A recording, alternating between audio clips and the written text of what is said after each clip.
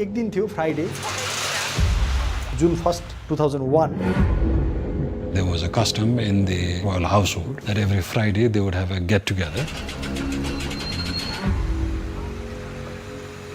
किनभने मेरो जो एउटा सोर्स जो थियो त्यो चाहिँ राजाको ऊ चाहिँ एडिसी को रूपमा प्यालेसमा काम गरिसकेको थियो उसले मलाई अराउन्ड म घरमै थिएँ 10 बजेतिर राति उसले मलाई फोन गर्यो एउटा कुरा के थियो भने त्यहाँ गोली चल्यो प्यालेसभित्र राजाको डेथ भयो. According to the official version of events, the crown prince, who was having some issues with his parents, got drunk, killed his entire family, and committed suicide. त्यति बेला केओसको स्थिति थियो. So this 2001 palace massacre was a big turning point for our movement and for Nepalese history.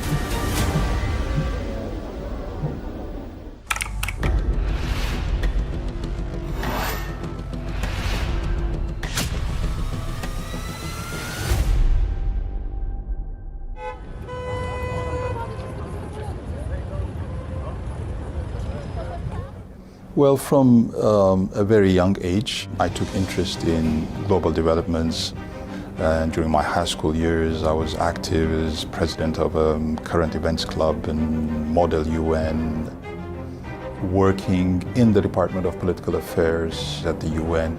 I took a very keen interest in the work that the UN were doing to help resolve conflicts around the world.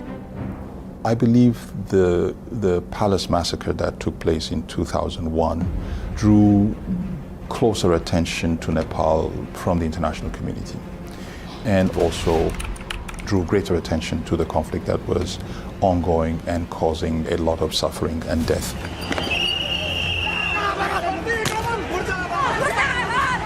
There was an increasing realization in the UN that the conflict was becoming untenable. The UN needed to do something about this growing conflict.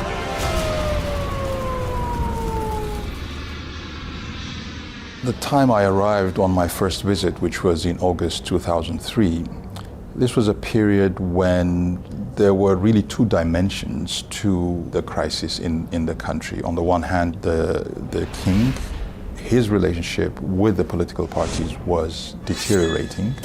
The king was really encroaching into the prerogatives of the political leadership, the government, despite his generally constitutional status as a monarch. On the other hand, you had the Maoist insurgency, which was fighting the established elected political parties, but also the king and the monarchy. I was raised in a rural background.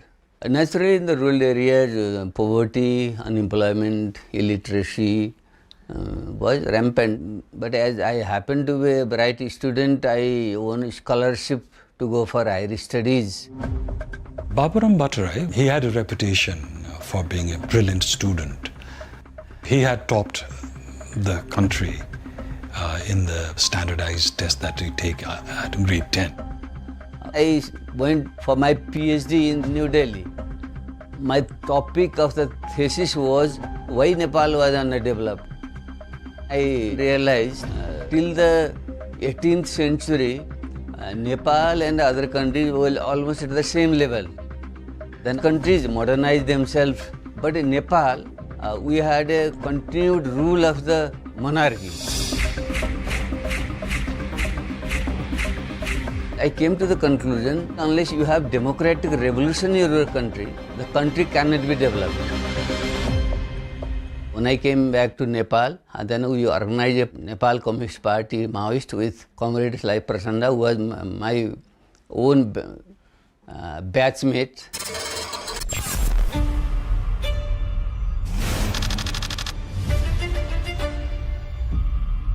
Our idea was, unless monarchy is abolished, there cannot be full democracy. Without full democracy, we can't develop.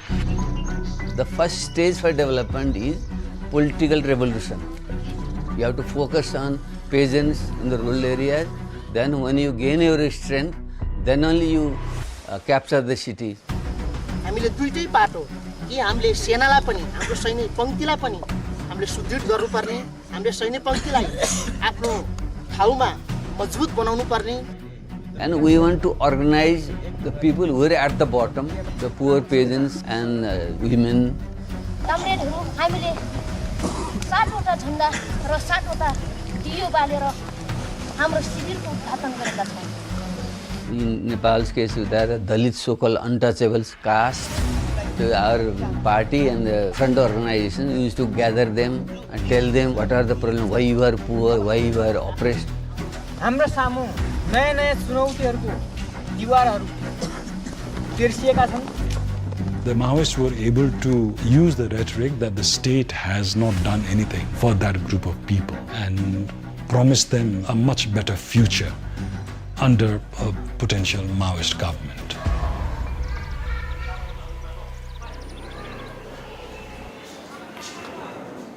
माओवादीको बारेमा चाहिँ पहिले बुवा जनमोर्चा हुनुहुन्थ्यो, बुवा राजनीतिक पार्टीमा आबद्ध हुनुहुन्थ्यो। क्रान्तिकारी गीतहरूमा हामी सानैदेखि सुन्ने हैन, सँगसँगै गाउने नाच्ने गर्थ्यौँ र राजनीतिक कुरा चाहिँ गर्नुहुन्थ्यो। हामी चाहिँ न्यायको लागि लडेको हैन, देशको लागि लडेको भन्ने यस्तो कुराहरू चाहिँ गर्नुहुन्थ्यो। 1990 to 1996, that was a preparatory phase for us. In February 1996, the Maoists presented a list of 40 demands to the Prime Minister of Nepal, saying that if these demands were not fulfilled by a certain date, they would be forced to take up arms against the state.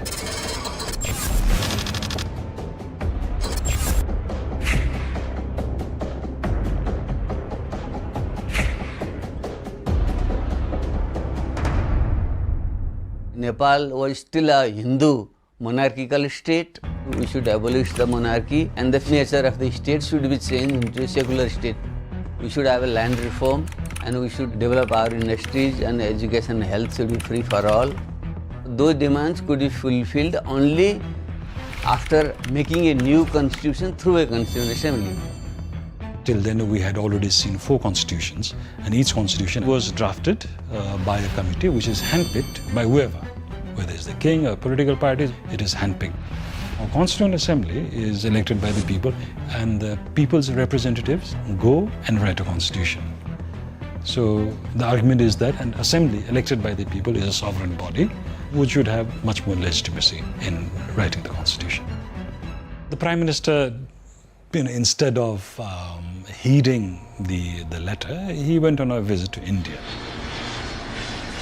The government reaction was they didn't do anything. Government felt that their organizations was very small and there is no need to bother. We knew it, they won't fulfill it because the government was so weak. 4 days before the deadline had expired, they started their war.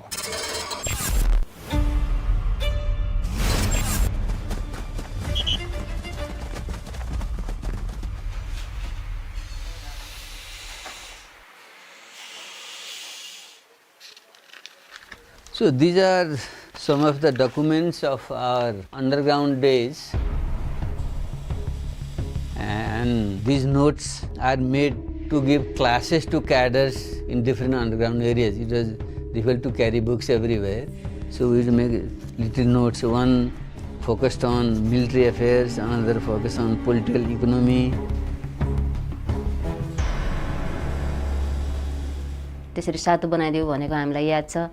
मेरो बुवाले भन्नुहुन्थ्यो कि अब मेरो मम्मीलाई, बुढी अब म भूमिगत हुँदैछु देश र जनताको निम्ति हैन, यो परिवर्तनको निम्ति। अब हामी जङ्गलमा बस्छौँ, हामी खाना पाउँदैनौँ, मलाई सातो पिन्दे हैन, अब चाहिँ त्यो सातोमा अलिकति नुन हाल्देऊ। बुवा 52 साल फागुन 1 गतेबाट चाहिँ सिन्धुली जिल्लाको गढी चौकी कब्जा गरेर भूमिगत हुनुभयो। The first wave attacks happened in this place called Rolpa, in Gorkha and in Sindhuli.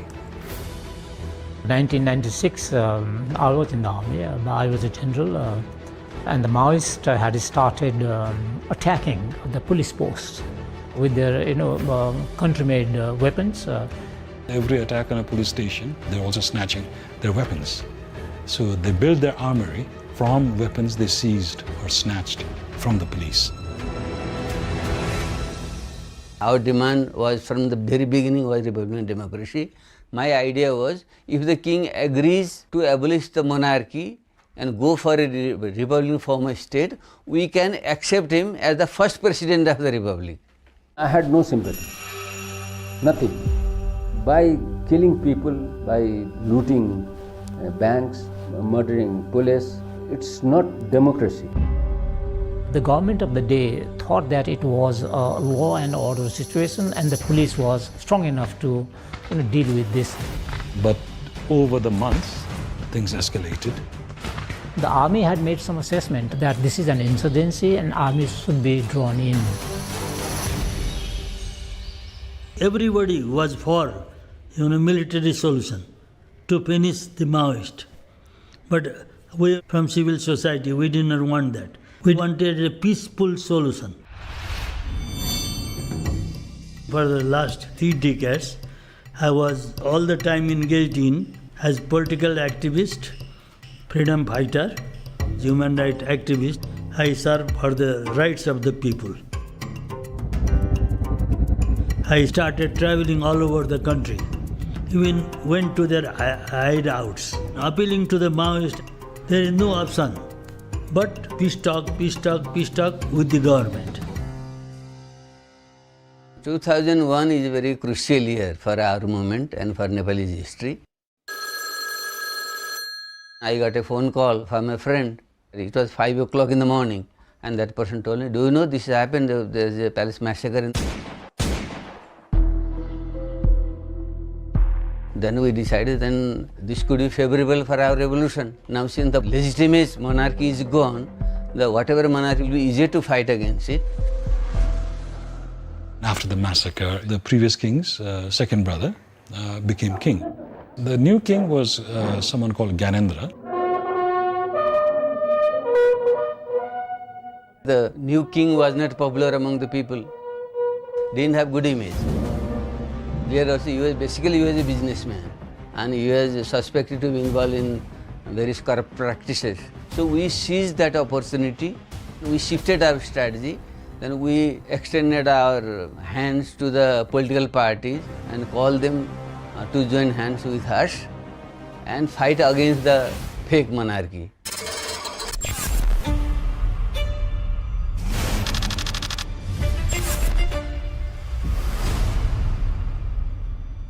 They called me through my friend to act as facilitator. They could believe in my integrity because I was a peacemaker or negotiator.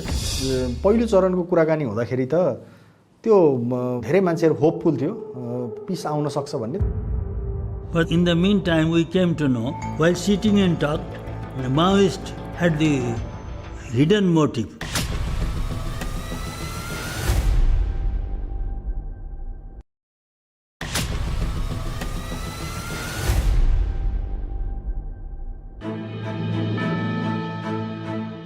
शान्ति वार्ता हुँदाखेरि चाहिँ अब शान्ति प्रक्रियाबाटै अगाडि बढ्नु पाए हुन्थ्यो हैन. अब मान्छे नमर्दै हुन्थ्यो, हामी पनि मर्न नपरे हुन्थ्यो, हामीले पनि मार्न नपरे हुन्थ्यो. अब जो मरे पनि नेपाली नै मरिरहेछ भन्ने फिल चाहिँ हुन्थ्यो.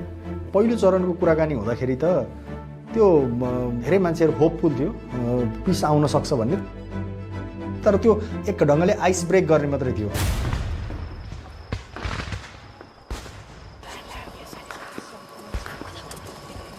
But without warning, in November 2001, the Maoists attacked.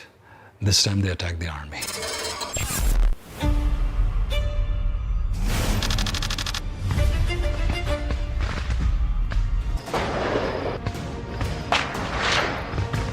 We wanted to have that opportunity of negotiation, peace talks, but we didn't have much hope.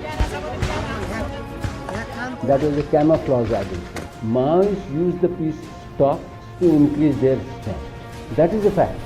There is no doubt about it. So first we concentrated our attacks on the police force. Most of the police force were chased away or wiped out from the countryside. Now the army was the last tool of the state.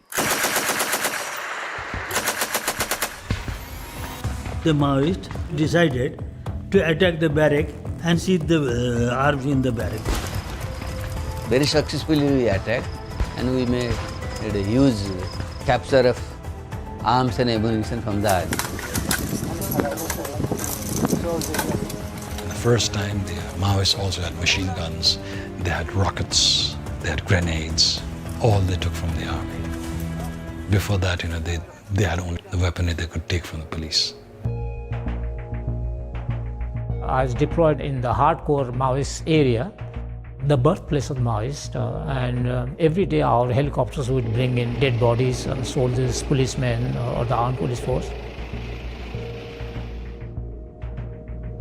Somebody asked me, Gorkhas are the best soldiers of the world, why couldn't you eliminate the insurgents? What stopped you? We thought you were strong enough. Then my answer to them was, the other side also was a Gorkha. र पहिली police र माओवादी भिड्दासम्म उनीहरूको लडाइँ हुँदासम्म त्यसको अलिकति level अलिक तल थियो, casualty पनि कम थियो, मान्छे अलिकति कम मरिरहेको थियो।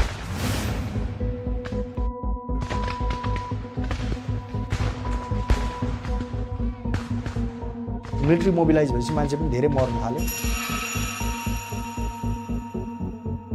र त्यो पछि हामी जर्नलिस्टहरूलाई पनि हामी जस्तोलाई पनि फिल्डमा गएर रिपोर्टिङ गर्न निकै गाह्रो हुन थाल्यो पहिले भन्दा, तर हामीले गरिरह्यौँ। म प्रत्यक्ष मोर्चा भिमानमा ब्याटल लडेँ चाहिँ एकदमै गाह्रो भइरहेको थियो कि अब मान्छे मर्दाखेरि चाहिँ होइन, अब त्यो घर परिवारलाई बुझाउनु के अरे चाहिँ समाचार लिएर जाँदाखेरि भन्न कति गाह्रो, त्यो रुने आमा बाउलाई सम्हाल्न कति गाह्रो, जस्तो शहीद परिवारहरूको घरमा गएर पनि, जस्तो मर्ने मान्छेहरूको घरमा गएर पनि हामीले गीत र सङ्गीतको माध्यमबाटै उनीहरूलाई चाहिँ खुसी बनायौँ।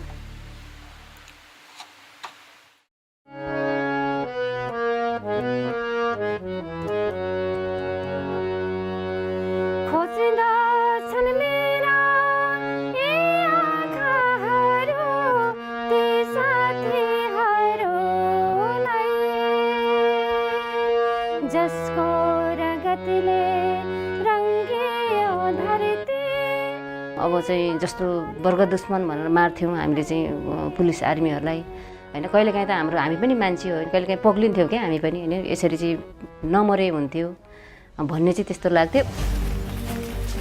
We were in the stage of military stalemate. We couldn't win over the army, and the army also couldn't crush us.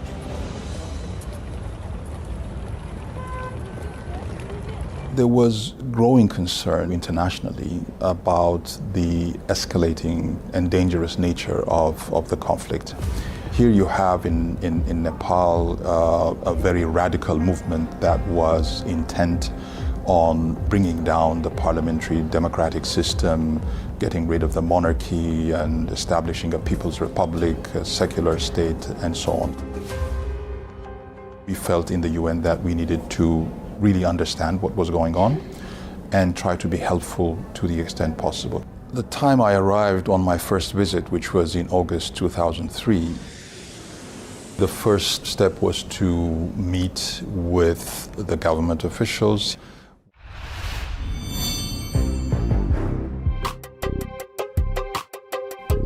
I said, why not? We can involve UN because the UN is not the part of any country. I also established telephonic contact with the Maoist leadership. The Maoist team had left Kathmandu, and so I was not able to meet with them face to face. We thought going through the UN was better than involving any of the big powers directly. Building trust, building personal rapport, and spending time with the different actors was really an important part of the initial efforts. But the insurgency continued to grow. It had grown to cover almost all of Nepal. So a lot of people being killed.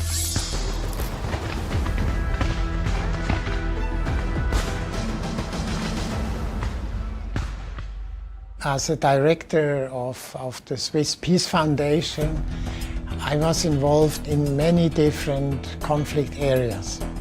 I was active in conflict prevention and peace building. In 2000, I joined the Foreign Ministry.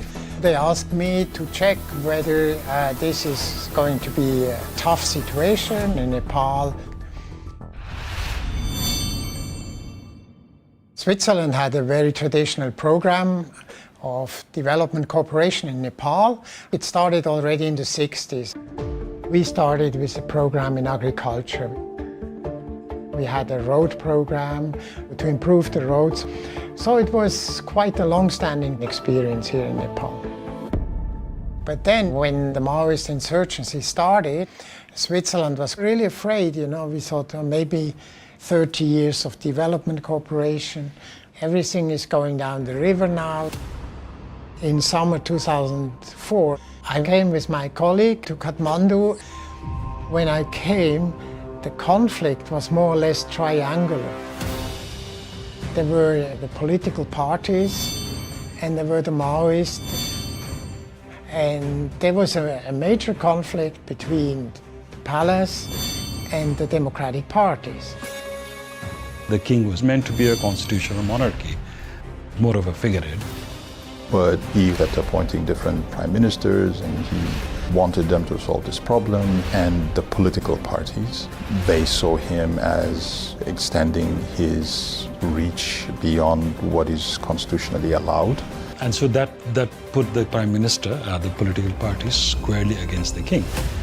Well, at that point, I think Secretary General Kofi Annan really hoped that the king would play a unifying role, to be above the political fray and bring the nation towards some kind of a consensus and a negotiated solution. So in early 2005, he wrote a letter to the king, and I was tasked with delivering the letter by hand.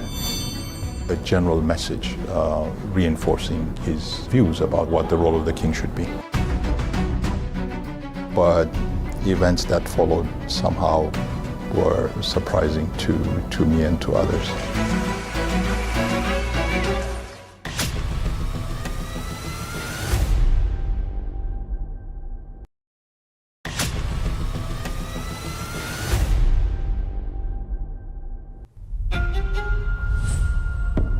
In early 2005, Secretary General Kofi Annan wrote a letter to the king, and I was tasked with delivering the letter by hand. So I had just returned after that meeting with the king to New York, when I was sitting in my doctor's office, and I look up at the TV. हामीबाट वर्तमान मन्त्री परिषद आजैबाट विघटन गरिबक्सेका छौं। अब गठन हुने मन्त्री परिषद हाम्रै अध्यक्षतामा हुनेछ। Surprise and frankly dismay, because there was no hint in the conversation that we had with him about what was about to happen. He took up the reins of power himself and began to rule directly.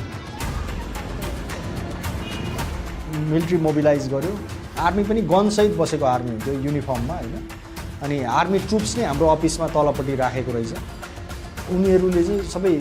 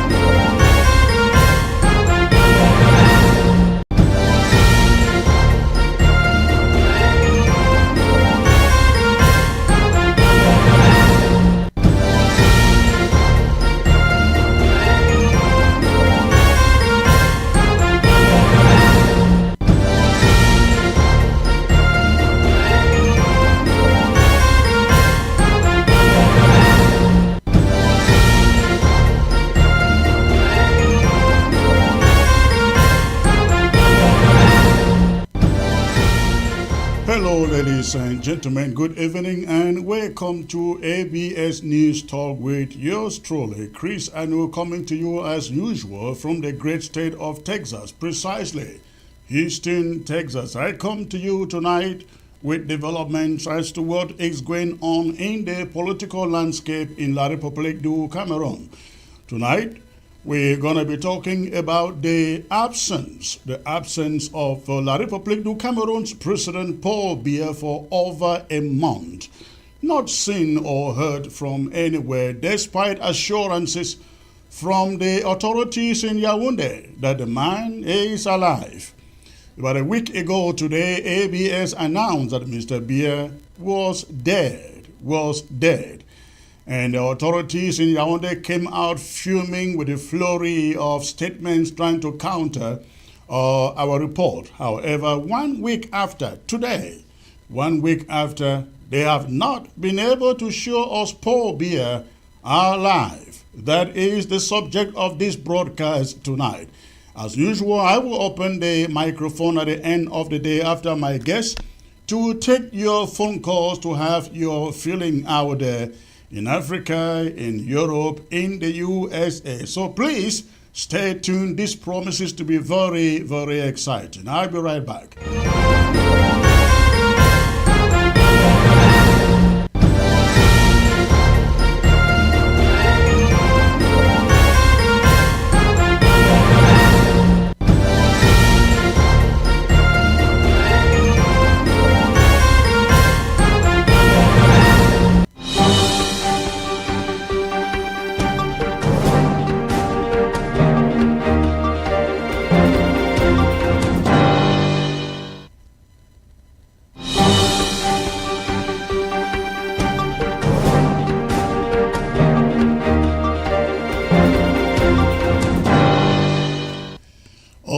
Once more, good evening, ladies and gentlemen, and welcome to News Talk, coming to you again from Houston in Texas.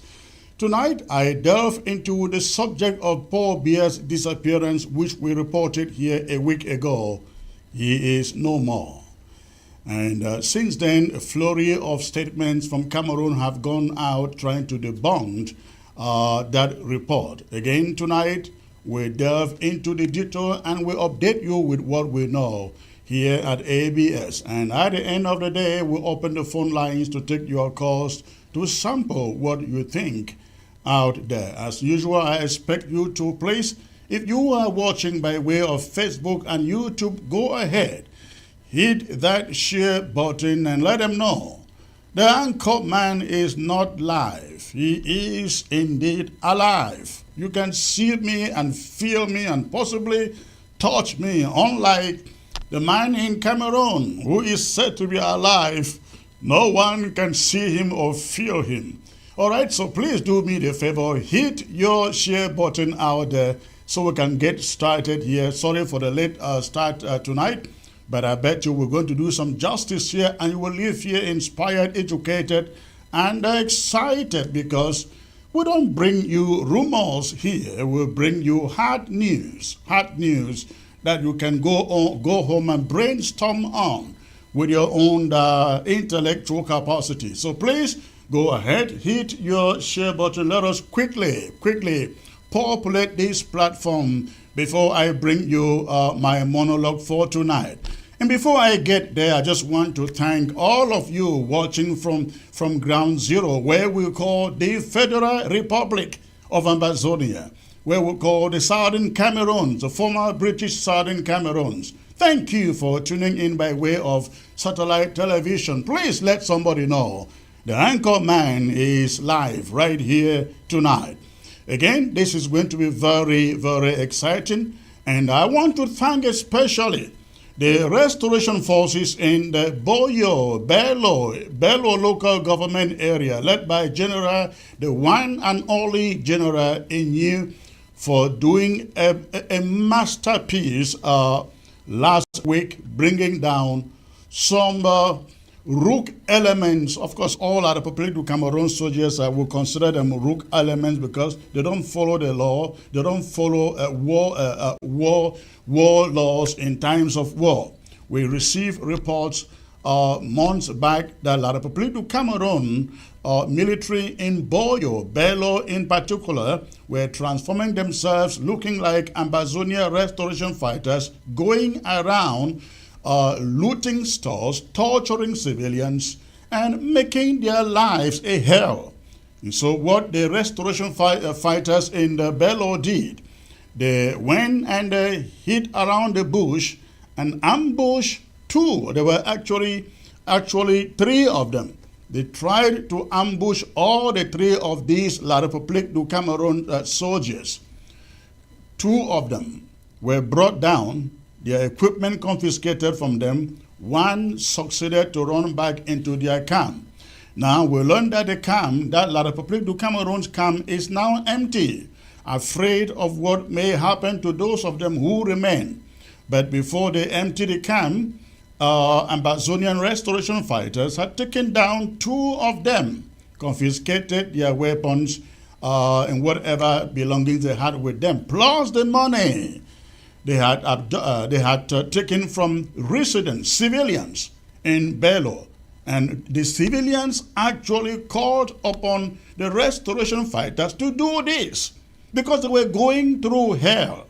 And so Ambazonian restoration forces took this action to eliminate these two La République du Cameroon so-called soldiers. It's a lesson that we hope that the rest of La République du Cameroon army in Ambazonia learn, because we will not tolerate. We here at this channel, we condemn every form of violence, kidnapping and ransom taking, be it from Ambazonia side or from La République du Cameroon side. We want our fighters to face La République du Cameroon army, and we wish that La République du Cameroon's army will face our fighters and not our civilians who remain unarmed. Because this war is against the two armies, not against the civilians. All right. So ladies and gentlemen, I will now take you into my subject for tonight. But before I do that, give me 1 second and I will be right back with my monologue.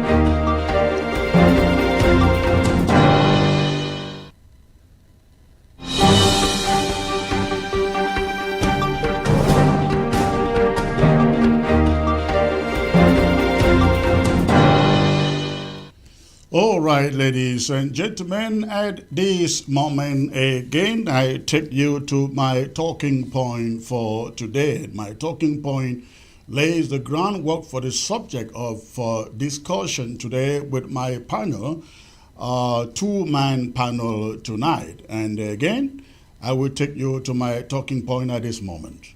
And it is titled, Why are Cameroon authorities hiding Paul Biya's death? Why? Why? It has now been a week since ABS broke the monumental story that Paul Biya, the president of Cameroon for over 4 decades, is dead.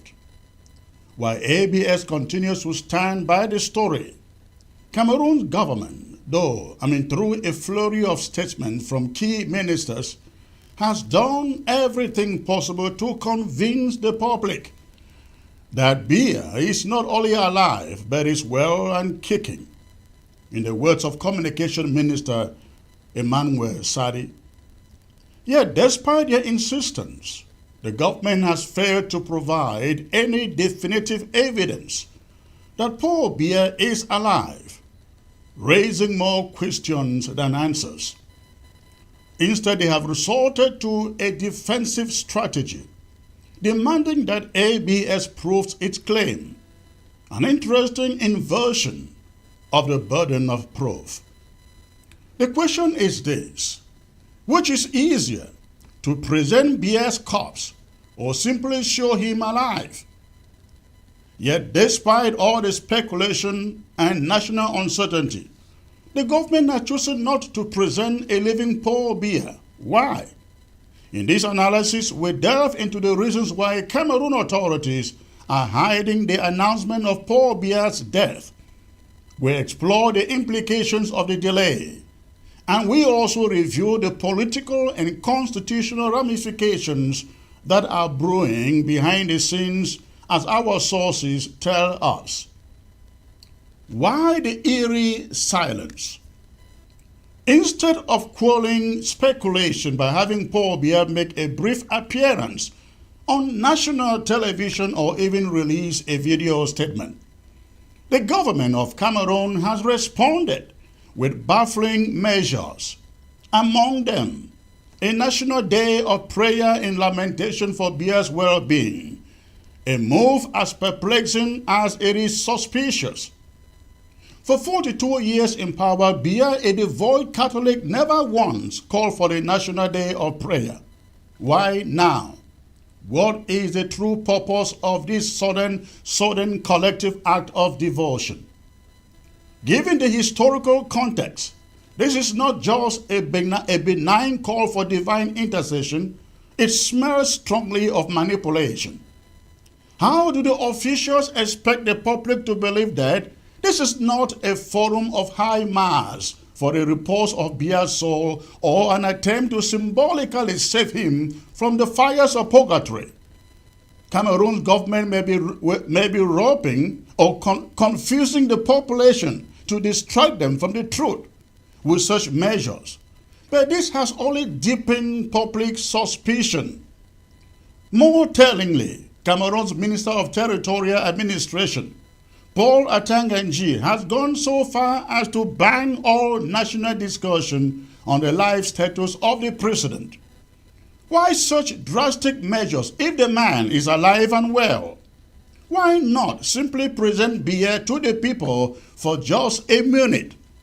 The reluctance of the government to do so only confirms the reports that the president has indeed passed away. This is happening only in a banana republic. Cameroon's handling of the situation reeks of the type of political machinations we have seen in other authoritarian states. The secrecy surrounding Biya's death and the regime's handling of the situation are characteristics of what we might expect from a banana republic, a term often used to describe regimes that manipulate state affairs and violate constitutional principles for the benefit of a small ruling elite. In fact, it is reminiscent of how Nigeria handled the death of President Umaru Musa Yar'Adua in 2010. When Yar'Adua died, Nigerian officials concealed the news for over 2 weeks. This gave them time to negotiate whether power would remain in the Northern Caliphate or transition to the Vice President then, Goodluck Jonathan, a Southerner who had been acting in the president's place during his illness. Ultimately, they decided to allow Goodluck Jonathan to succeed Yar'Adua because being his vice, replacing him was going to be politically suicidal. We are witnessing, ladies and gentlemen, a similar scenario unfold in Cameroon. According to sources close to ABS, the delay in announcing Biya's death is due to the succession plan that must first be finalized. Biya's family is currently in France, along with key power brokers from his cabinet working behind the scenes, coordinated by the French to ensure a transition of power that does not provoke civil unrest or political instability. This is what we are hearing from our sources.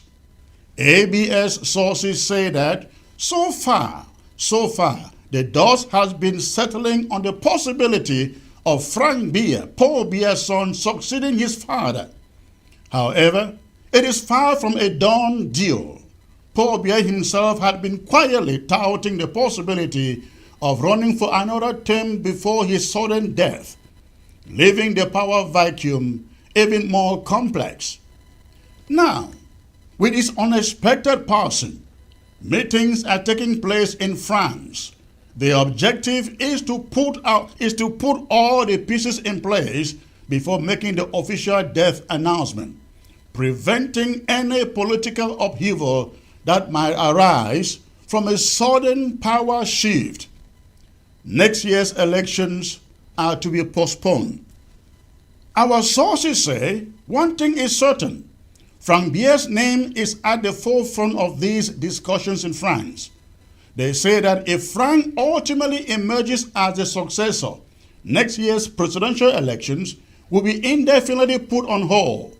Frank Biya would rule for 1 or 2 years, giving him time to consolidate power, familiarize himself with the political elite and the populace, and eventually secure an easy victory in the subsequent election. However, Cameroonians should be wary. If Frank Biya is indeed appointed without following constitutional procedure, it is highly unlikely that any re-elections will take place in the near future. This could also mark the beginning of a new dynasty era in Cameroon, where power is passed or passed down within the Biya family, much like we have seen in other authoritarian regimes in the continent. Now, this is what is brewing. This is what is brewing in the background. The potential appointment of Frank Biya is already causing a stir within Cameroon's political elite. Even within Paul Biya's own ruling party, the CPDM, there are factions that are strongly opposed to Frank's succession. Many of these figures are wary of Frank's heavy-handedness or heavy-handed involvement in determining Cameroon's next leader. This faction within the CPDM believes that the country's next president should not be handpicked by France, but should reflect the will of the people, or at the very least, the will of the political elite. Among these dissenters are those advocating for an Anglophone president to take over the reins of power. Prominent names include Prime Minister Joseph Dion Ngute and former Prime Minister Philemon Yang, both of whom are seen as potential candidates who could bridge the divide between Cameroon's Anglophone and Francophone populations. Their argument is simple. Electing an Anglophone, as they call it, or Anglophone president, will not only help resolve the ongoing Ambazonia conflict, but also hold the country in one piece and give the government much needed legitimacy and stability in the eyes of the international community. The Ambazonia conflict has been one of the most pressing issues facing Cameroon in recent years, and many within the political elite see an Anglophone president as a potential solution to the conflict. By appointing someone like Dion Ngute or Philemon Yang, the CPDM elite think Cameroon could demonstrate to the world that it is serious about addressing the concerns of its Anglophone citizens, many of whom have felt marginalized for decades under Biya's rule. Yet, even this solution is fraught with complications. Would the Francophone majority in Cameroon accept an Anglophone president? Would the military, which has long been loyal to Paul Biya, support such a move? And what role would France play in this scenario? France's involvement, ladies and gentlemen, in Cameroon's politics is undeniable, and it will play a crucial role in determining the country's next leader. As Paul Biya's longtime ally, France has a vested interest in ensuring that Cameroon remains stable and continues to serve French interests in the region. However, this involvement has sparked resentment among many Cameroonians, particularly those who feel that their country should not be beholden to a foreign power.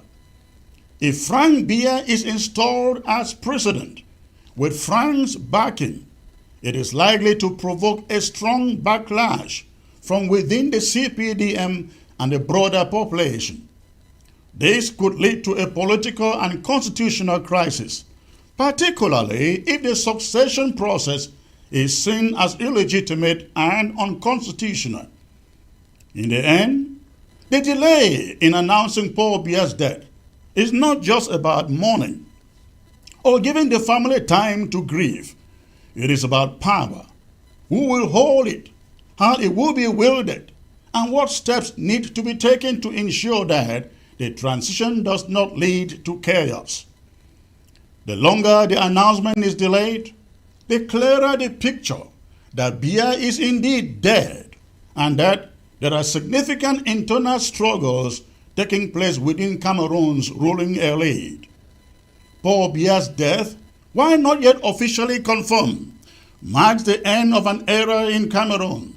For over 4 decades, he ruled the country with an iron fist, maintaining power through a combination of political manipulation, repression, and international support. Now, with his sudden passing, Cameroon faces an uncertain future. An uncertain future, ladies and gentlemen. And that is my talking point. I am being joined from London and from the USA by Eric Archer, who leads an organization that is called Africa Policy Forum. Africa Policy Forum. He is joining me from London. Eric, it's a pleasure having you on ABS, sir. It's a pleasure, Chris. Thank you. Thank you. And I'm also being joined from New York. I'm also being joined from New York by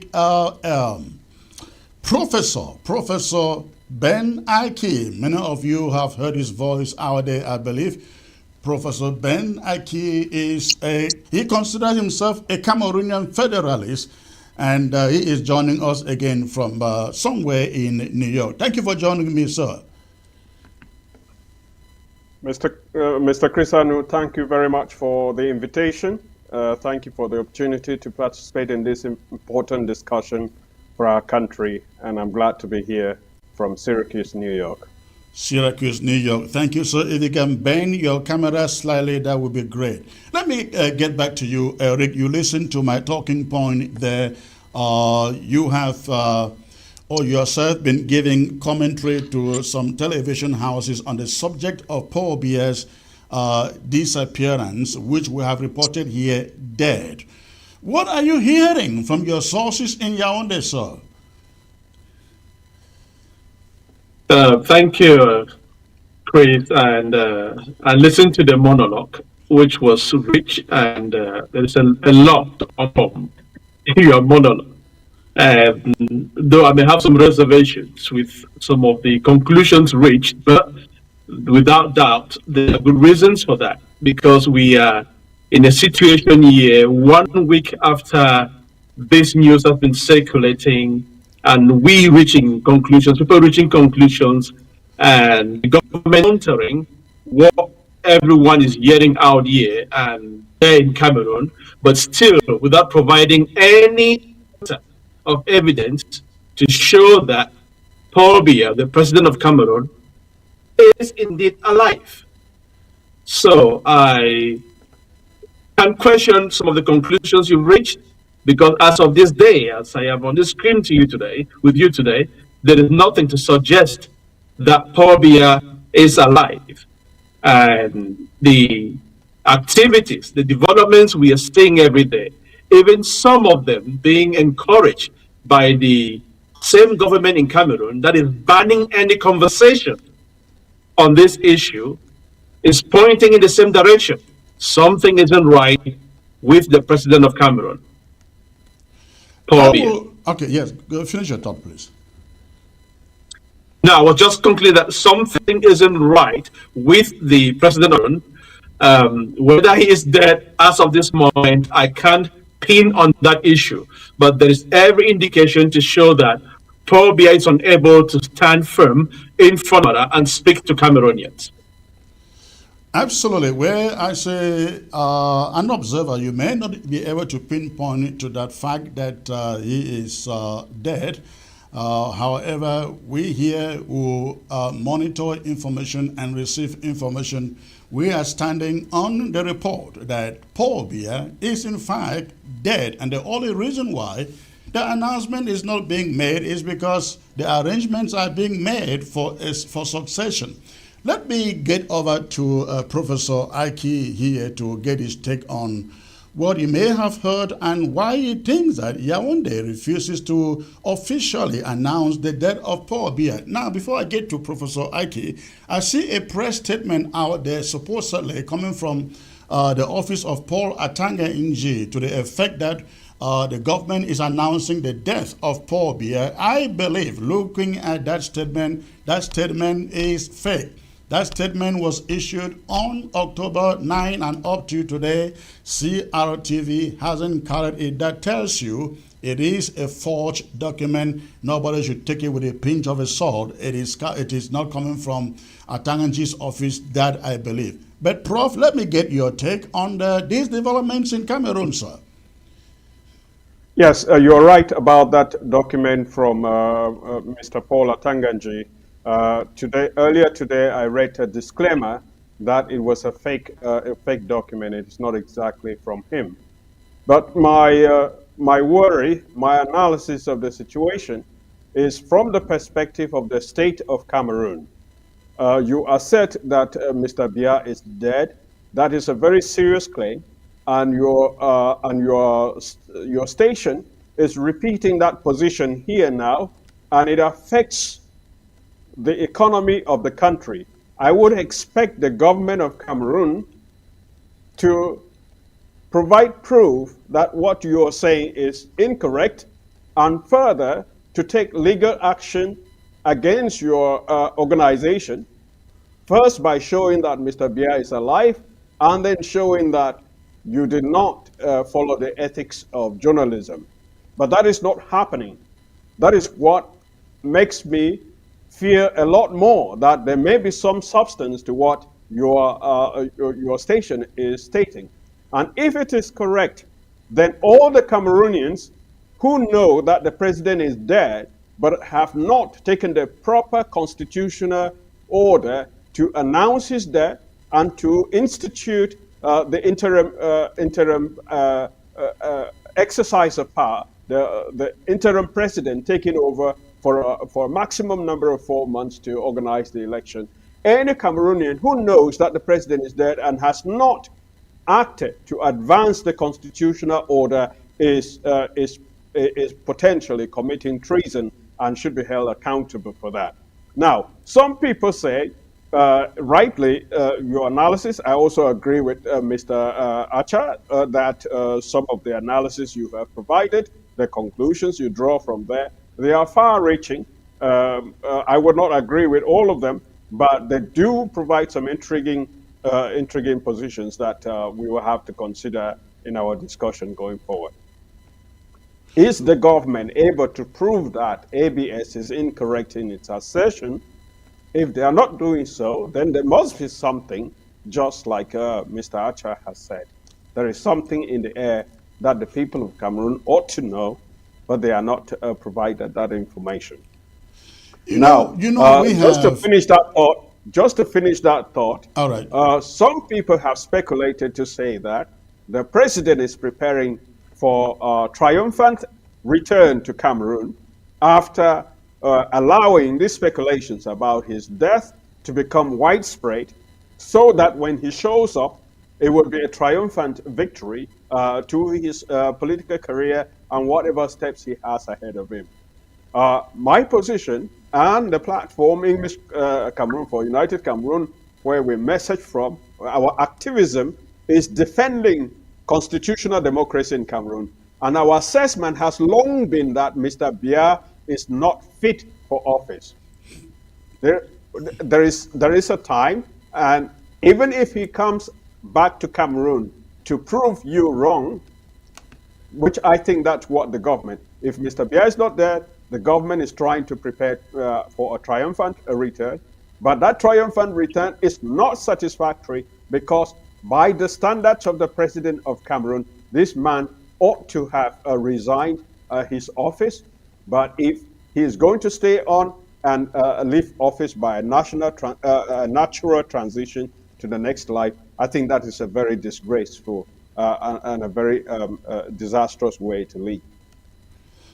Talking about a triumphant return that they may be planning, I ask the question, if indeed such a triumphant return is being planned, how do we compromise the fact that they are calling for national prayers for Paul Biya, at the same time thinking, I guess you are trying to be a conspirator here, talking about a triumphant return, but how do we reconcile the two, sir, that they may be expecting a triumphant return and at the same time they are calling for high mass, I guess, I put it, to pray for your soul maybe to be redeemed from purgatory? Well, definitely we know that there are many members of the CPDM party, especially that Mr. Ayebe Ayisi. He has taken to the extreme demonstration of motion de soutien to the president. And we also saw the chiefs from the South region, quite contrary to the stipulation of the Minister of Territorial Administration, that the health of the president should not be invoked in any way. But these people went ahead. The first was some kind of traditional rite or some libation they were pouring and invoking the gods to protect Mr. Paul Biya. Protect him from what? If he is supposed to be in good health and he is sound and hiding away in hotels in Europe. Now with Mr. Ayebe he is demonstrating what has been going on in Cameroon. He's calling on the Catholic Men Association. This Catholic Men Association in many different towns have been used as extensions of the CPDM party, and therefore I'm not surprised to see that this organizing of motion de soutien, they say they are praying for peace, they are praying for Mr. Biya. So there are two ways to read that situation. Either they know that Mr. Biya is no more and are beginning to commit his soul to the next life, or they still think that he's alive and he is going to return triumphantly, and all those who did anything to support him will be rewarded with huge favors. And I think the second point is mostly what is moving people to go to extraordinary length to show their support. And if the newspapers are correct, the understanding is that those in Europe with the president dead or alive were not happy with the announcement of prayers by Mr. Ayisi because they feel like it's blowing the whole narrative outside of the area of control that they are trying to create for themselves. So there is something there, and I think that I want to trust that you, as a journalistic outlet, you have followed your deontology, you have followed your ethics, and you're announcing what is supposed to be the case. I am mad at those in charge of the government of Cameroon for not doing enough to protect the country's slide into a banana republic, because the first announcement was there that Mr. Biya is dead. The simplest thing they could have done was, as you said, provide proof of life, and then go ahead and bring legal charges against your station for injecting so much chaos that affected the economic standing of the country. The credit worthiness of the country is being affected because there is the projection of a country which is about to plunge into uncertainty. And therefore, if you want to borrow money, which the government does all the time, the interest rate is going to skyrocket. It's going to go up very high. We are going So to the get to government that did shortly not stop because you. Comrade, Yes. we are going to get to that shortly because Eric has raised that economic implication in another contribution he did somewhere in an African channel. But let me get back to Eric to get his thought on this idea that to reconcile this idea between a high mass or prayers and the return. I don't know. What do you think, Eric? Yeah, thanks, Chris. And I most appreciate what my fellow panelist, the professor, has mentioned there. And that narrative of a triumphant return to Cameroon is something I've heard from different sources and some of the strong, hardcore CPDM loyalists who still believe that Biya is strong and healthy. Now, except Paul Biya hates Cameroon to the point where he doesn't care about that country, except those around Paul Biya, given he's still alive, hate Cameroon so much that they do not see the damage all this back and forth hide and seek game is doing to the country, then I would really, I'm saying here on the assumption that Paul Biya is still alive, which I doubt it. I must be honest with you. But if truly Paul Biya is alive and they are planning some kind of a majestic or a royal triumphant return to Cameroon, then those individuals, including the Paul Biya as well, hate Cameroon. They do not like that country they are leading. Because the damage, the level of damage whichever they are doing there is causing to that nation is unrepairable. They can't sit there quietly planning a triumphant return of Paul Biya 1 week after claims have been out here at the international community at the highest level you can think of, stating clearly, without doubt, that Paul Biya is dead. These are not light claims. These are not things to take lightly. And if they couldn't come out like any nation, any right-thinking organization, I don't want to refer to a nation, an organization, what they would do is come out, show proof to the contrary, that the claim being made, the claim being spread around the world that Paul Biya is no more, is false. And how simple is that? Take the cameras to wherever he is there in Geneva. Show the cameras of Paul Biya standing strong, or having dinner, or having some breakfast, and relay that information to Cameroon, saying, this is your having breakfast, this is your president with his family, having a good time in Geneva. That is as easy as it is. It is easier than issuing communique after communique.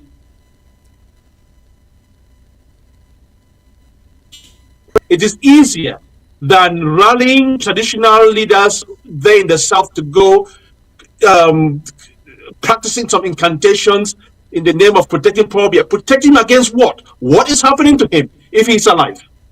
So that narrative of a triumphant return, honestly, is beyond imagination. It's something which makes me wonder in what country those Indians are living in. Because that's showing so much disdain and disrespect for those you are leading. Thank you. I hold it there for now. All right. You know, as far as our reports are concerned, we here what we did a journalistic piece.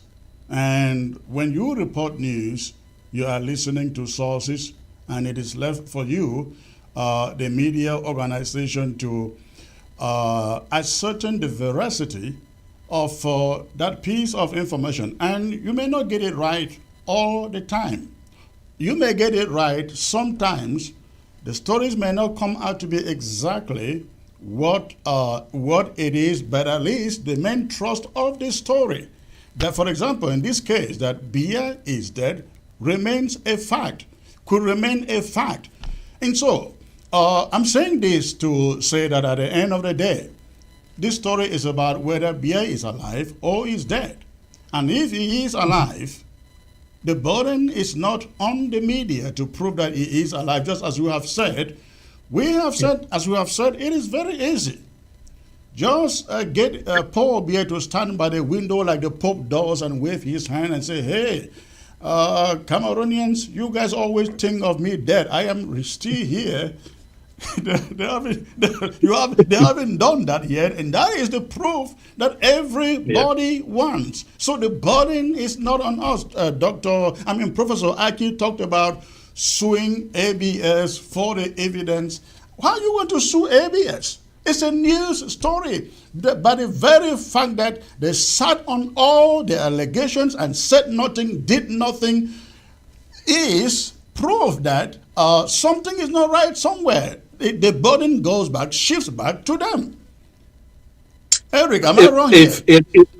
I was just coming in that if you permit me to just intervene here just to support what you're saying there. There is no case against the ABS. Take it to whatever court. There is no case because the ABS reported news. And when news is reported, it can be wrong, it can be correct. Exactly. If it is wrong, it is for whoever that believes that news is wrong to prove contrary. We have had a week since that news was reported, and there's nothing proven to the contrary. So I do not see any case. There will be no case against the ABS because you reported on news that came from your sources. In journalism, we know news can be wrong, or sources could get it wrong. Sources can be wrong. They can get it wrong. And to add, there is no smoke. We are prone to say in our language, where we come from, that there is no smoke without fire. There is no smoke without fire. If there is smoke coming out from somewhere, meaning there is some fire, something isn't right. Paul Biya is not well. That is a fact. I can stand by that. I can tell you to take that to the bank. Paul Biya is unwell. Now, whether that unwellness has led to his demise is something which I cannot confirm at this point. I am doing that. I am checking sources, very strong, reliable sources, to get that confirmation. Because if I do get it, I will break it. I may break it before even you do an ABS. That I can guarantee you. Yeah. So we are Eric and it's a delicate situation, which is really unfortunate. Yes, listen, this story has a lot of ramifications here. We are talking about not just a transition, but what type of transition? Who takes over? What becomes the fate of that country? You and I, we know that the country is already in fractions. You have the Northeast, you have the Southerners in the Bamilekis, the Bassas, and then the Ewondos, the Betis, and the Bulus, and so on. Forget about Ambazonia, because we don't consider ourselves part of that country, except people like the professor here, who still consider himself a Cameroonian. Don't be worried. We will give you an honorary citizenship when Ambazonia is done. But listen, the ramifications are very, very high here. Cameroonians are wondering why it should be France at this time and age to decide who become the leader of their country. You guys remember when Macron took over French leadership, he made this tour of the African French former colonies and telling them the time is over, the time has come for Africa to be Africa, for Africa to dictate to itself, to decide its own policy and elect their own leaders. But listen, I have information, reliable information, and again, listen, at the end of the day, I think I'm going to step out to release some snippets of how we know Biya is dead, but time will come. But we have reliable information that the bargain is for Frank Biya to take over leadership in Cameroon. This is going to set that country into pieces. Am I wrong? If you look at the political landscape there right now. Professor Aki. Well, that was one aspect that I wanted to bring some correction to. That I believe, yes, I am from former Southern Cameroon, and I'm a follower of the Ntumaza and Ruben Umnyobe, and I believe in that part of the history of Cameroon is that France is a problem. We can live together, we can govern ourselves if we get this country to stop twisting affairs and putting puppets to rule. So the point you have mentioned about Frank Biya, there is no doubt about the fact that Frank Biya and some members of the CPDM have envisioned replacing or having Biya be followed by his son, like that has happened in other Francophone countries. But the fight we have been fighting for the dignity of the people of former Southern Cameroons in Cameroon is to say that we can only be protected if that country follows constitutional democracy and governs the people according to that constitutional democracy with competitive elections. So if you, I would dare say that our contributions have reshaped the way people are talking about Cameroon after Paul Biya. So I want to remind your audience that I am an author. I've written 3 books on these problems in Cameroon, and the second book was Cameroon after Paul Biya. We critically analyze that particular question, what happens after Biya, and our position is to defend the constitution of Cameroon. Even though it's imperfect, the real constitution of Cameroon has to be a federal constitution, and that's Given the direction Biya's we're tight going. grip on power. All right. So right now, the Constitution requires that if the president is not there because he has resigned or because he is called home by God, then the interim president is taken over by the president of the Senate. In the absence of the president of the Senate, the vice president of the Senate, the first vice president of the Senate takes over. That is the Lamido of Ray Buba. And even if he is not there, there are 4 other vice presidents of the Senate for Tabetando, and then there is this lady from Douala, Dinbel Marie Amande, and then only after that do you have Robert Nkili, who is a relative of Frank Biya. But now people are beginning to speculate that even at the level of the Constitution, they are trying to twist the order so that Robert Nkili should become that vice president of the Senate who takes over the interim presidency and organizes an election whose outcome should be to bring Frank Biya to power. Now there are 2 things, there are 2 problems there. Hold on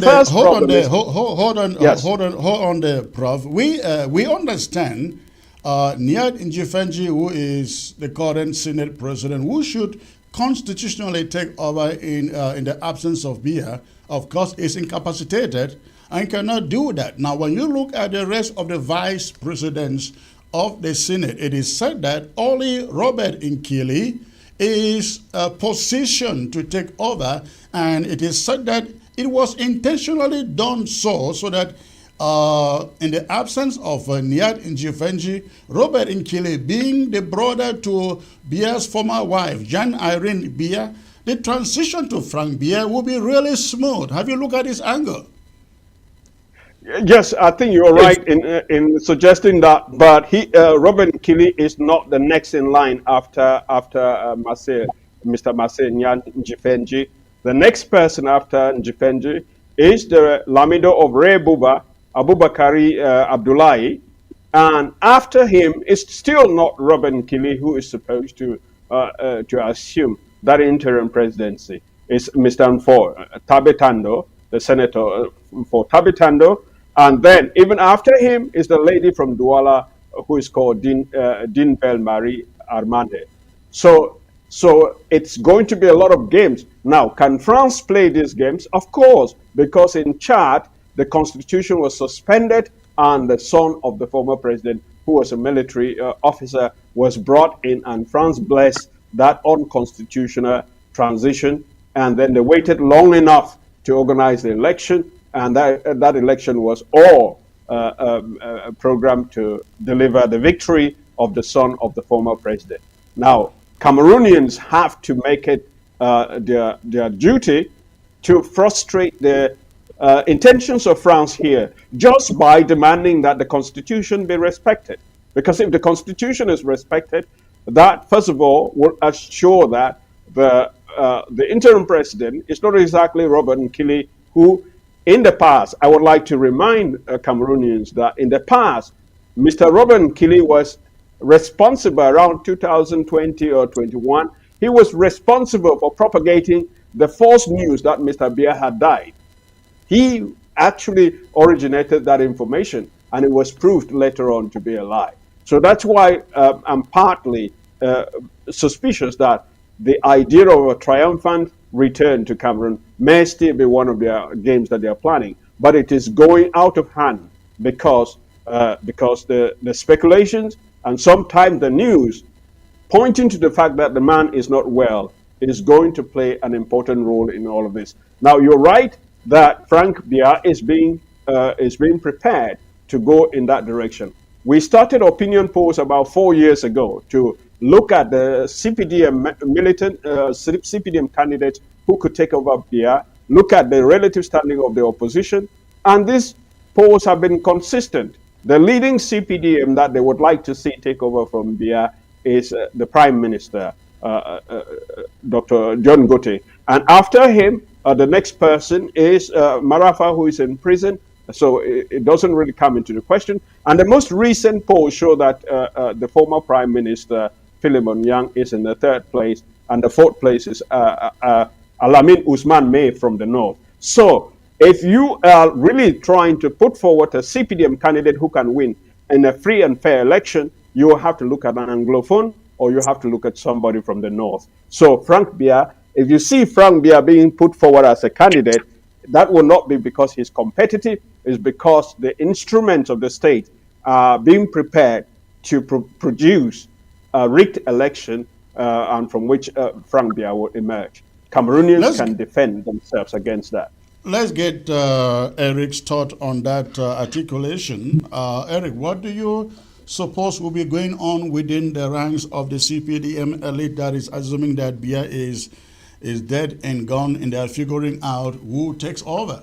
Do you see the chances of Philemon Yang, Dion Gute being picked to make a president of Cameroon? Zero. Absolute zero. Nil. I mean that of Philemon Yang or Dion Gute being picked. A lot. Now, let's have this conversation here on that assumption that Biya has transitioned to the next war. Let's continue this conversation on that assumption. There will be a lot going on, and as Professor Aki has mentioned there, he is talking in the context of the constitution being followed, which I can assure you all that it will not be the case. I'm glad he quickly cited the situation or the scenario we saw in neighboring Chad. We saw the role France played, and I can guarantee you that it will be worse even in Cameroon, the role France will want to play. Now, if you look at the setup, if you look at how the institutions in Cameroon have been structured and maintained over the last couple of years, you will see that they were preparing for all this. They were preparing for these eventualities. Because if you look at the helm, at the head of the Senate, as we all know, where we have Nyat Jifanji, who is incapacitated. Then we look at the parliament, which is the body. We are talking here already of the successorship at the level of the Senate, right. Not even knowing the process. We haven't mentioned the process of getting that conversation even ongoing at the level of the Senate, because Kavaye Jibril in the lower house of the parliament can frustrate that entire process, where we may not even, or Cameroon may never even have the possibility or the opportunity to get the constitution at the level of the Senate, because the same constitution says before they start considering the next in line in the case of death or resignation or permanent incapacitated, the lower house or the president, based on the consultations with his bureau, that's Kabaye, have to refer the matter to the Constitutional Council. Look at who sits at the top of the Constitutional Council. Atangana Clement. We know who this individual is. We know where he stands. We know the back he carries. Kabaye Jibre is there, who should already be in retirement, is maintained there in the lower house. Nian Jifenji is there at the Senate, unable to work, he is maintained there. So everything is being put into place to sideline, to keep the constitutional process aside. And that's exactly what will be happening in the event where Paul Biya is dead. I wish, or we all wish, that the constitution will be followed, as my dear professor wishes and many Cameroonians, but unfortunately that's not the case, because France is actively trying to handpick the next leader in Cameroon.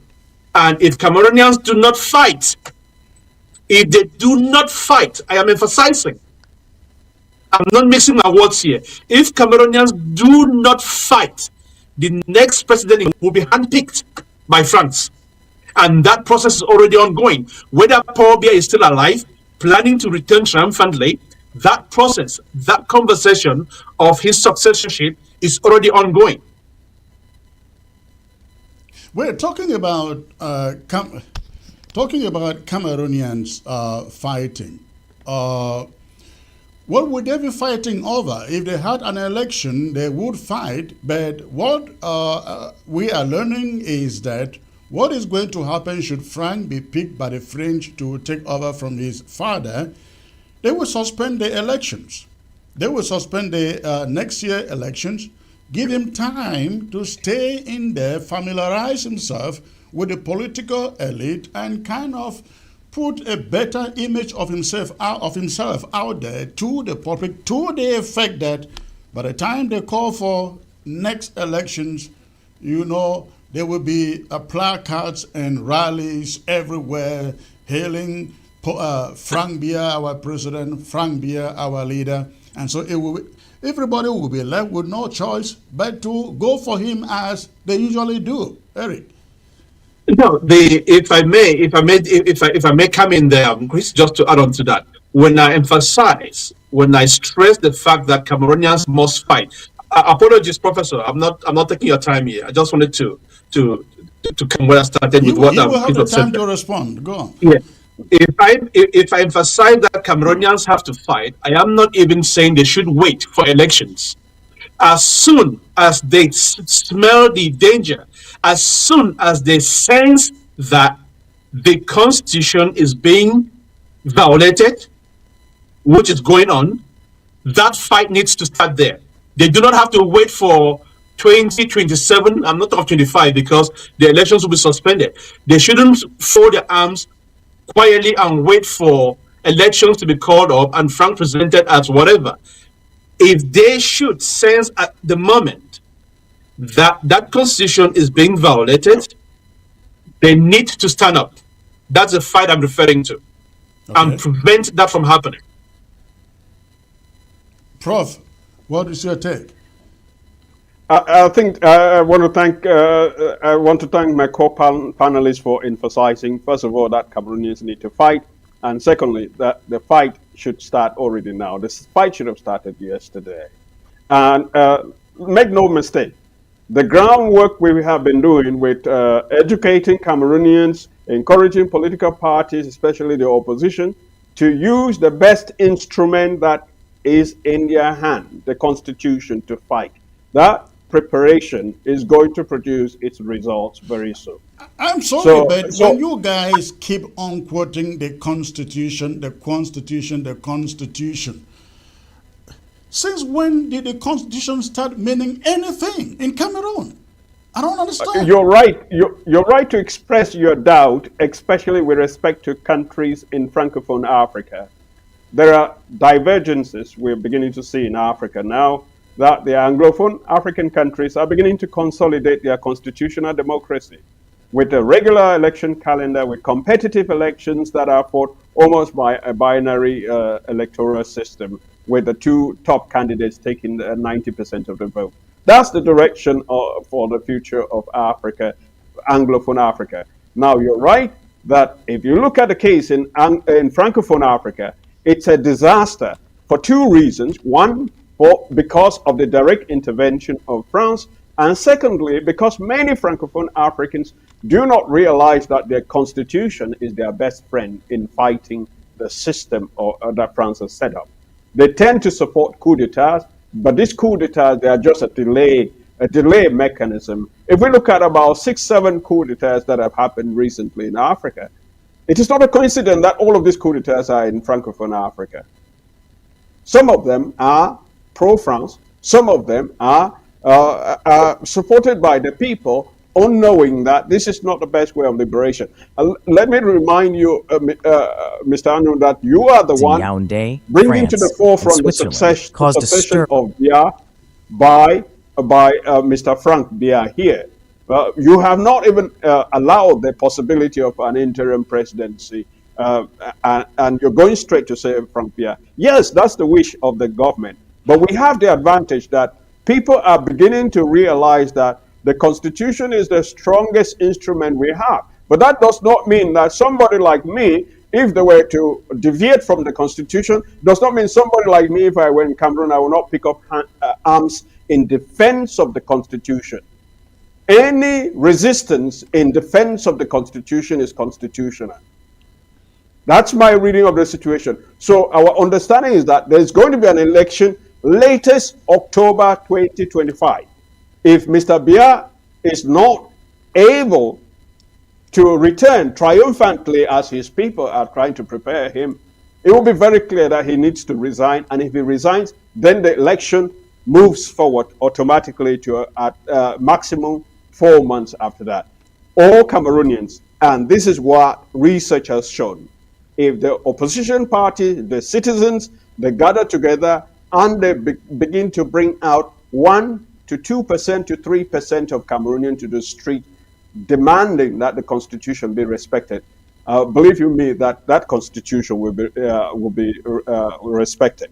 So it is all left for us to choose either to propagate the wishes of the regime, bringing up the name of Frank Biya as often as we can, or to say, whatever they bring, we are ready to fight, to defend that the Constitution be followed in this way, because that's the easiest instrument we have as Cameroonians to fight, to break the control that France has.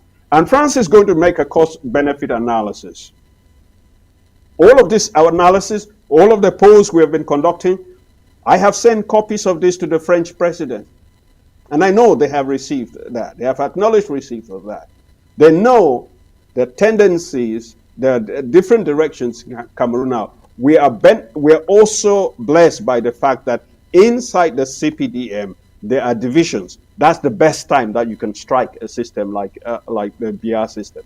Yes, there are people who want Frank Biya to continue. Yes, there are people in the north who say power should return to the north.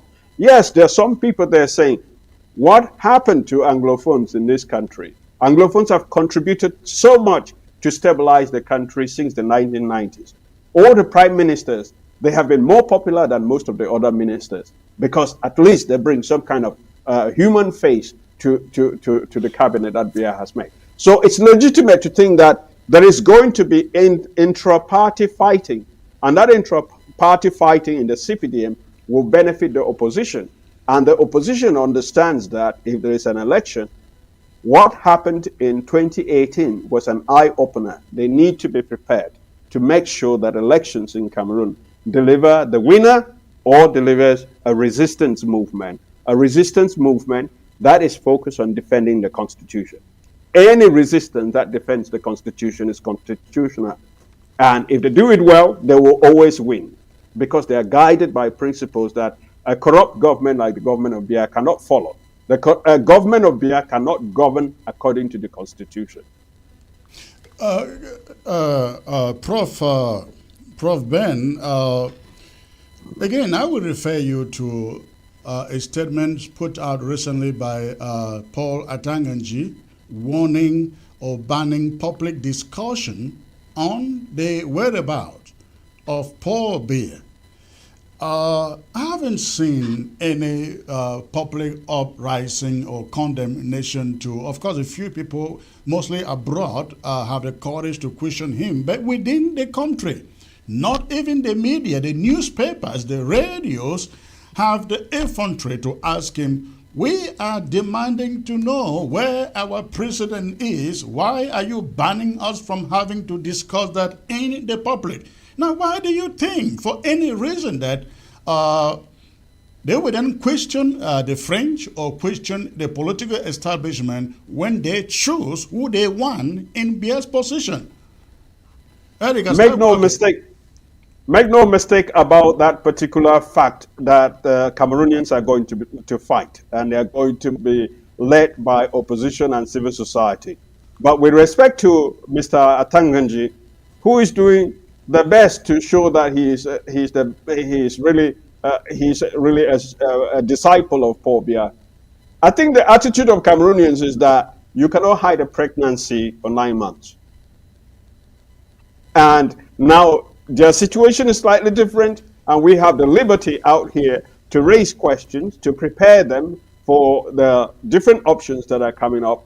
I think the attitude of Cameroonians is that there is going to be November 6th when Biya is going to celebrate his 42 years in power. There's going to be December 31st when he is going to give an end of year speech. There is going to be February 11th when he is supposed to come out and give a speech about the youth. Now the people are saying that any pregnancy will effectively reveal itself. They are taking that approach. That does not mean that the people are not going to rise up if France is going to impose a president on the people of Cameroon. I think France knows better than to underestimate the will of the people of Cameroon not to be treated like all the other Francophone countries, like Chad and all the other attempts that were made in Gabon. People don't know whether the coup d'etat in Gabon was pro-people or pro-France, right? Because we knew the winner of the election in Gabon. If the military really wanted to contribute to stability, they would just have asked for the votes to be counted properly and the opposition winner to be declared president. Instead, a military leader imposed himself. Any country that is not able to defend the constitution is really missing the point. Prof. Ben, you seem to have a lot of faith in the French. Let me turn to Eric to see it's the contrary. It's the contrary. Yeah. I only have faith in our ability to resist them. Because I'm a follower of the Ntumaza and Umnyobe, we have never had any confidence in the French. We believe that they're going to do what they're going to do, and we are going to do what we have to do to defend our dignity and our popular sovereignty. All right, Eric, please, your thought on this, and then we'll move on to another perspective of this subject. Yes. Let me begin by adding something here that I am a believer in the Constitution.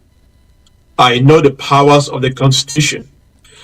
But a Constitution is just as powerful as it should be if it is being respected. If the environment, if it's in an environment where people have respect for the Constitution, then we can rely and even believe in the Constitution. As Cameroon is concerned, I can tell you that Constitution means nothing to them. And as far as France is concerned, and their desperation to maintain their grip on Francophone Africa, Cameroon's constitution will just be violated as they've done in many other countries. Now, let me just take us back a little bit. If we remember, if we can recollect or from our history, if we know the game or the mafia or the shenanigans that happened, that led to Paul Biya being appointed as president after Ayijo, we would know the disdain France has for Anglophones.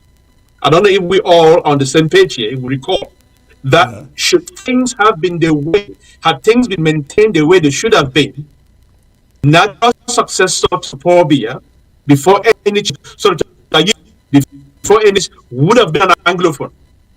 But France quickly stepped in, played what they are good at doing, and that succession ended up with Paul Biya. Now, let's fast forward to today. In the event where Paul Biya is no more, France is capable of doing what Cameroonians are not even thinking of.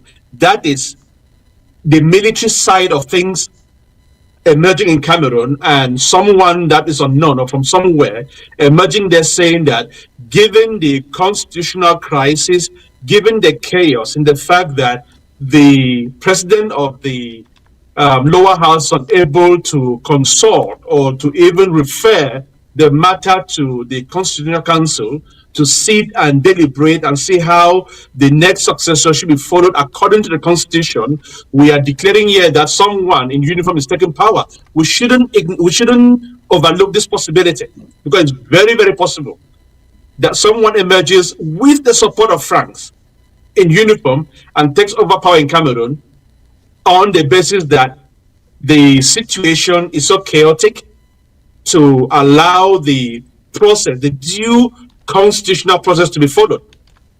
Cameroonians should not blink on that, because there is that possibility there.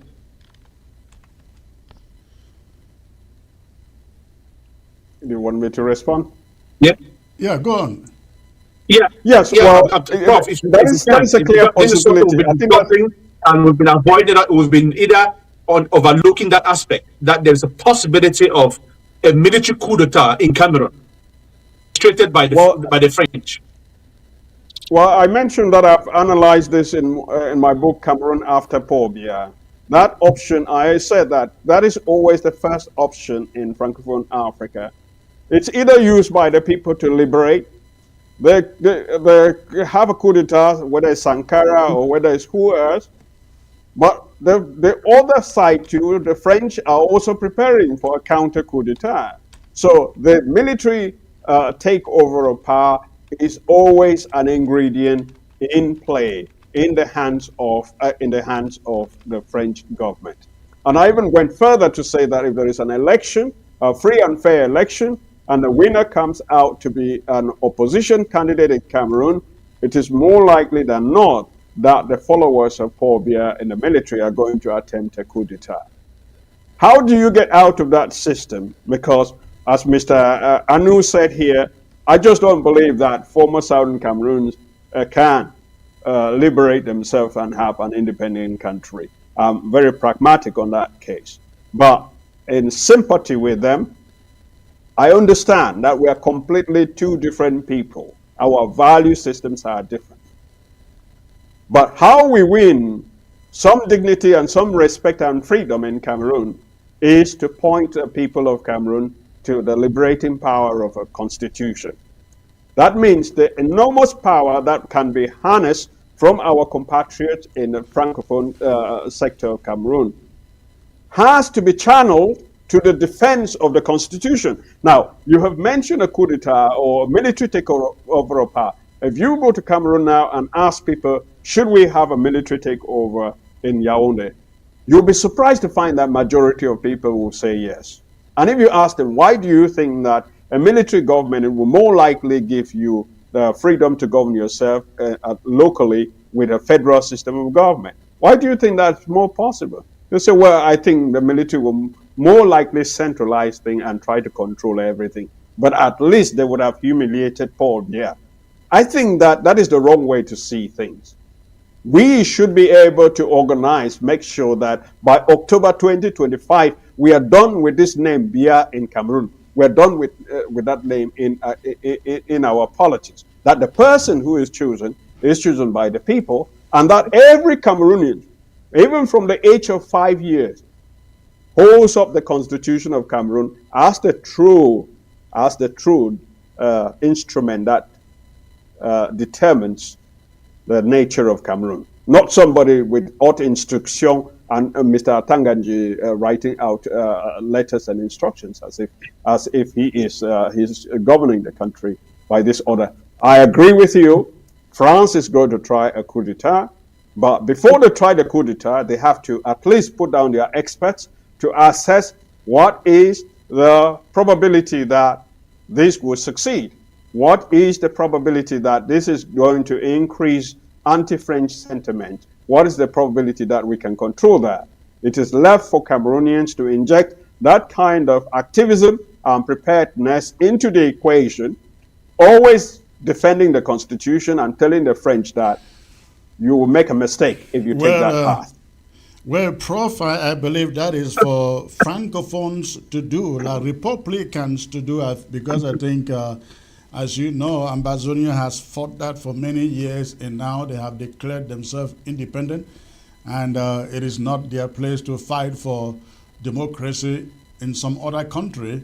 I think we are focused on fighting for freedom and independence in our own part of the country. But let me go back quickly. I will take a short break out, about 50 seconds. When we come back, Eric, I will play a short clip from Channels TV. You were over there recently, and you made a statement which was very profound, I believe.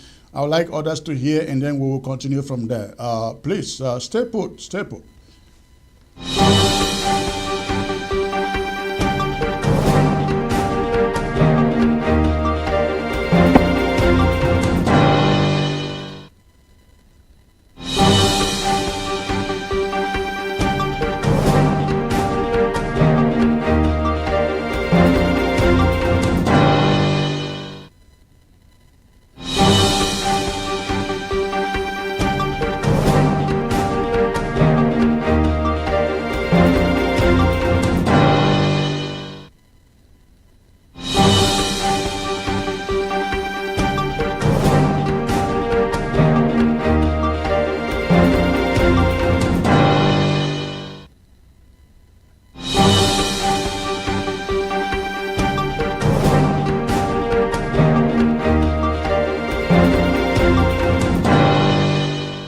ABS can help you reach your target audience like never before.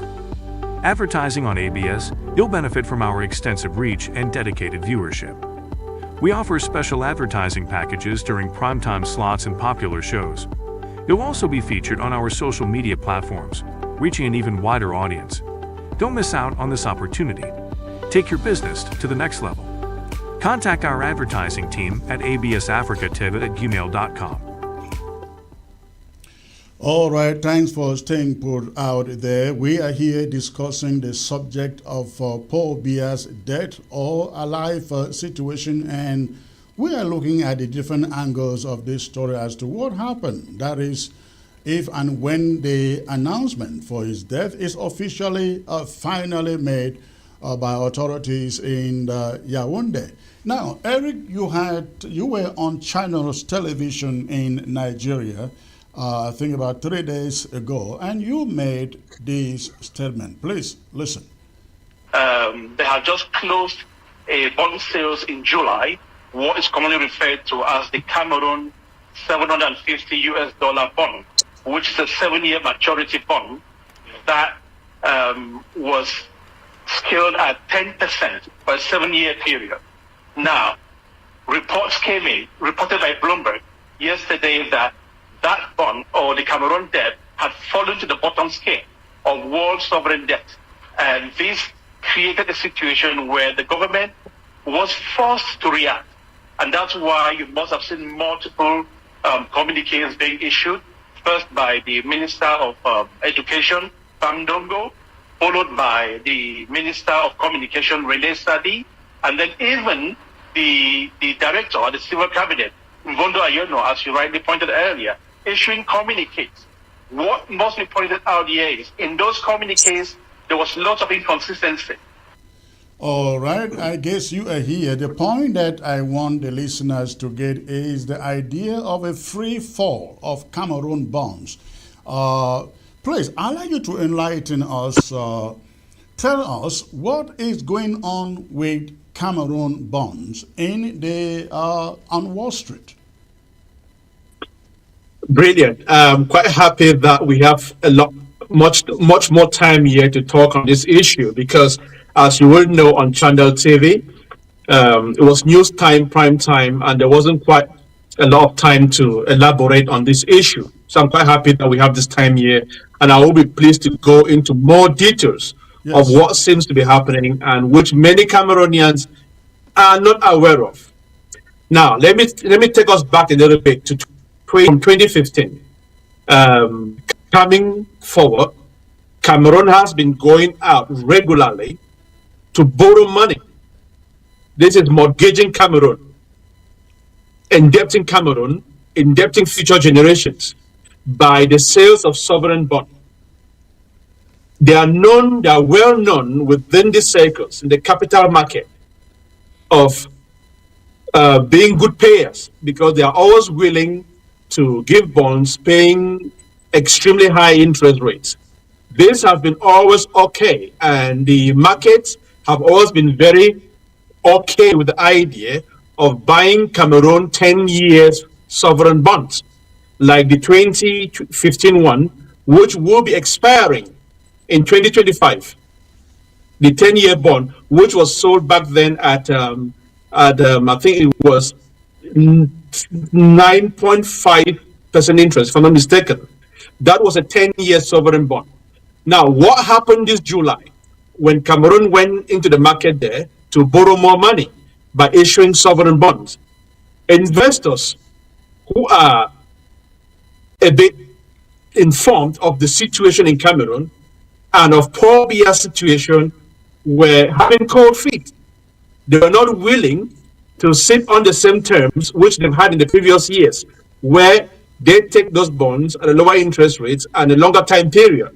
They said this July that we are not willing to buy Cameroon bonds with a maturity date of 10 years because they do not know what will happen after 2025. They do not know what will happen to Paul Biya in the next 7 years or 10 years. So they are not willing to take that risk. The appetite wasn't there. Remember, the capital market, these are people with extremely high appetite for risk. If you see them, if you see investors in that market holding back on their appetite for risk, tells you a lot about the situation of the country in question.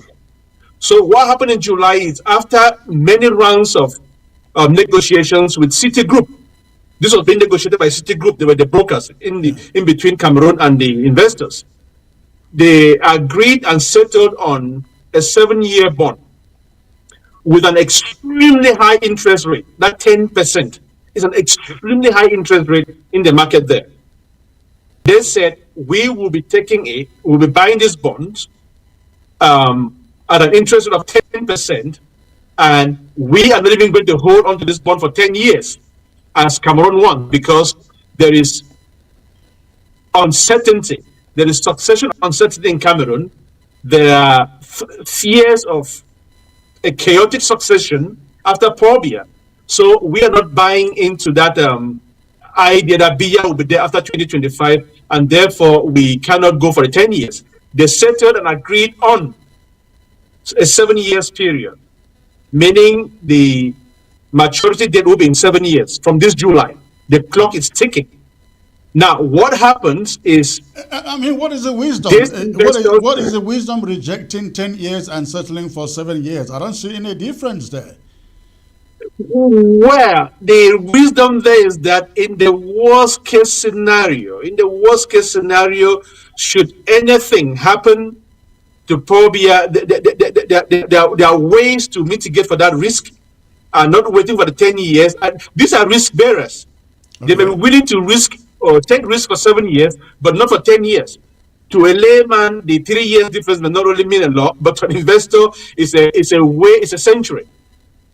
It's a century for them. So they were okay to settle at 7, but at an interest rate of 10%, saying in the worst case scenario, even if things are getting messed up in Cameroon, they will struggle and hold on. Maybe the clock starts ticking, and by the end of that 7 year, or maybe the country can pay the loan before even the 7 years. They can squeeze whoever becomes the stakeholder in Cameroon to repay part of that money should things go south in Cameroon. They don't have to hold on to it for 7 years. They can come back and make a claim, or they can lobby for Cameroon to pay back that loan earlier. and not wait until the maturity date. Add an interest rate of 10% in the event where things get chaotic. Yeah. So they keep observing Cameroon's situation very closely. So when that news broke out there, when ABS circulated that information that Paul Biya had passed away, see how the news was making rounds internationally. And before they realized it, the Wall Street was aware of it. The markets were aware of the news. And the Cameroon bond shut down for 3 consecutive from Thursday, no, it was Wednesday, Thursday, Friday, the bond kept falling. It was falling drastically and even became the worst bond in the market, the Cameroon sovereign bond. Meaning nobody wanted to see it, nobody had any appetite for it, meaning the interest rate onto that bond, if anybody was looking at it, would be very high. Those who want to resell it will be selling it at an extremely high interest rate. That situation forced the regime to react because it was becoming more expensive, or it would become more expensive for them should they want to go out there to borrow money, which they are doing regularly.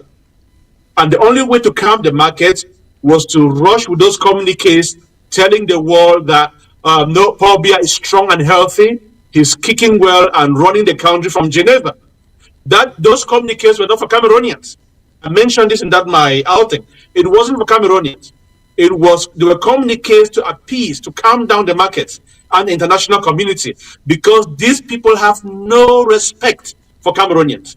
Cameroonian doesn't matter, because if Cameroonians mattered, they would have reacted to the rumors that was circulating for almost a week prior to that day. But immediately the market started reacting. That's where they jumped out there with communiques, telling people stories which are far from the truth. If you can take a minute to explain to our audience, because many people hear the word bonds. Some have no idea what they are and what they do. Can you take a minute to explain that, please? Sure. Okay. What are bonds? I will try to be as explicit as I can. Bonds are simply a way of borrowing money on promise to pay in the future.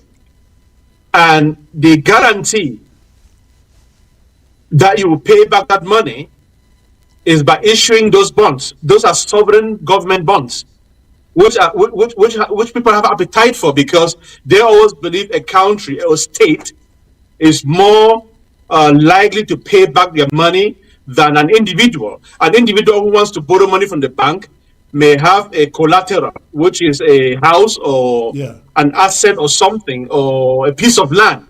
If you want to go to your credit union in your local community to borrow money, the credit union will tell you, show us your land certificate, or show us a title to evidence that you own this property. With that, they will take your land title and then lend you the money. At the level of the state or government, what they use are bonds, which they issue on promises to pay back the individual holding that bond in 2 years, in 3 years, in 4 years, at a certain interest rate. So they could take your bond, like the 2015 bond, which they sold. It was a 550, if I'm not mistaken, $550 million that was borrowed. Okay. When those bonds were sold out. So they sold out the bonds, and $550 million was given to Cameroon. They take that money, come to Cameroon, and well, are they paying workers? Are they pocketing? Are they stealing some? Because they will claim they want to carry out development projects or whatever. But unfortunately, most of that money ends up in their pockets, or the money ends up in offshore accounts out here. That's a pathetic thing with Cameroon, that they keep borrowing money, and instead of executing projects which they want, or they told investors they want to use the money for, the money ends up in individuals' offshore accounts. In 2024, the amount borrowed was $750 million. I don't know that figure. I haven't converted that figure into CFA. But if you try to convert $750 million, that is a hell lot of money. Yeah, that money goes in. Now, they claim that the biggest institution needing some of this borrowed money is Sonora. That over the years, Sonora has been struggling to meet up with its expenses. So they borrow money from abroad to give Sonora, to run Sonora, which is a state institution, a state corporation that should be providing funds for the nation. Sonora reports directly, if you look at the organigram, the hierarchy of Sonora, it reports directly to the presidency. Right. Funds from Sonora, some go to the Ministry of Finance, but they are reporting. Line goes directly to the presidency.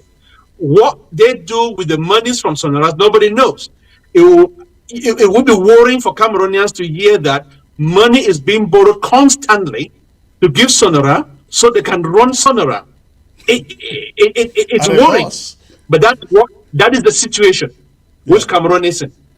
Let me ask, Prof. Ben Aki, when you begin to see the behavior of investors, to the effect that they are very worried about a change in Cameroon, doesn't this give the French and the elite in Yaoundé the incentive to want to make sure that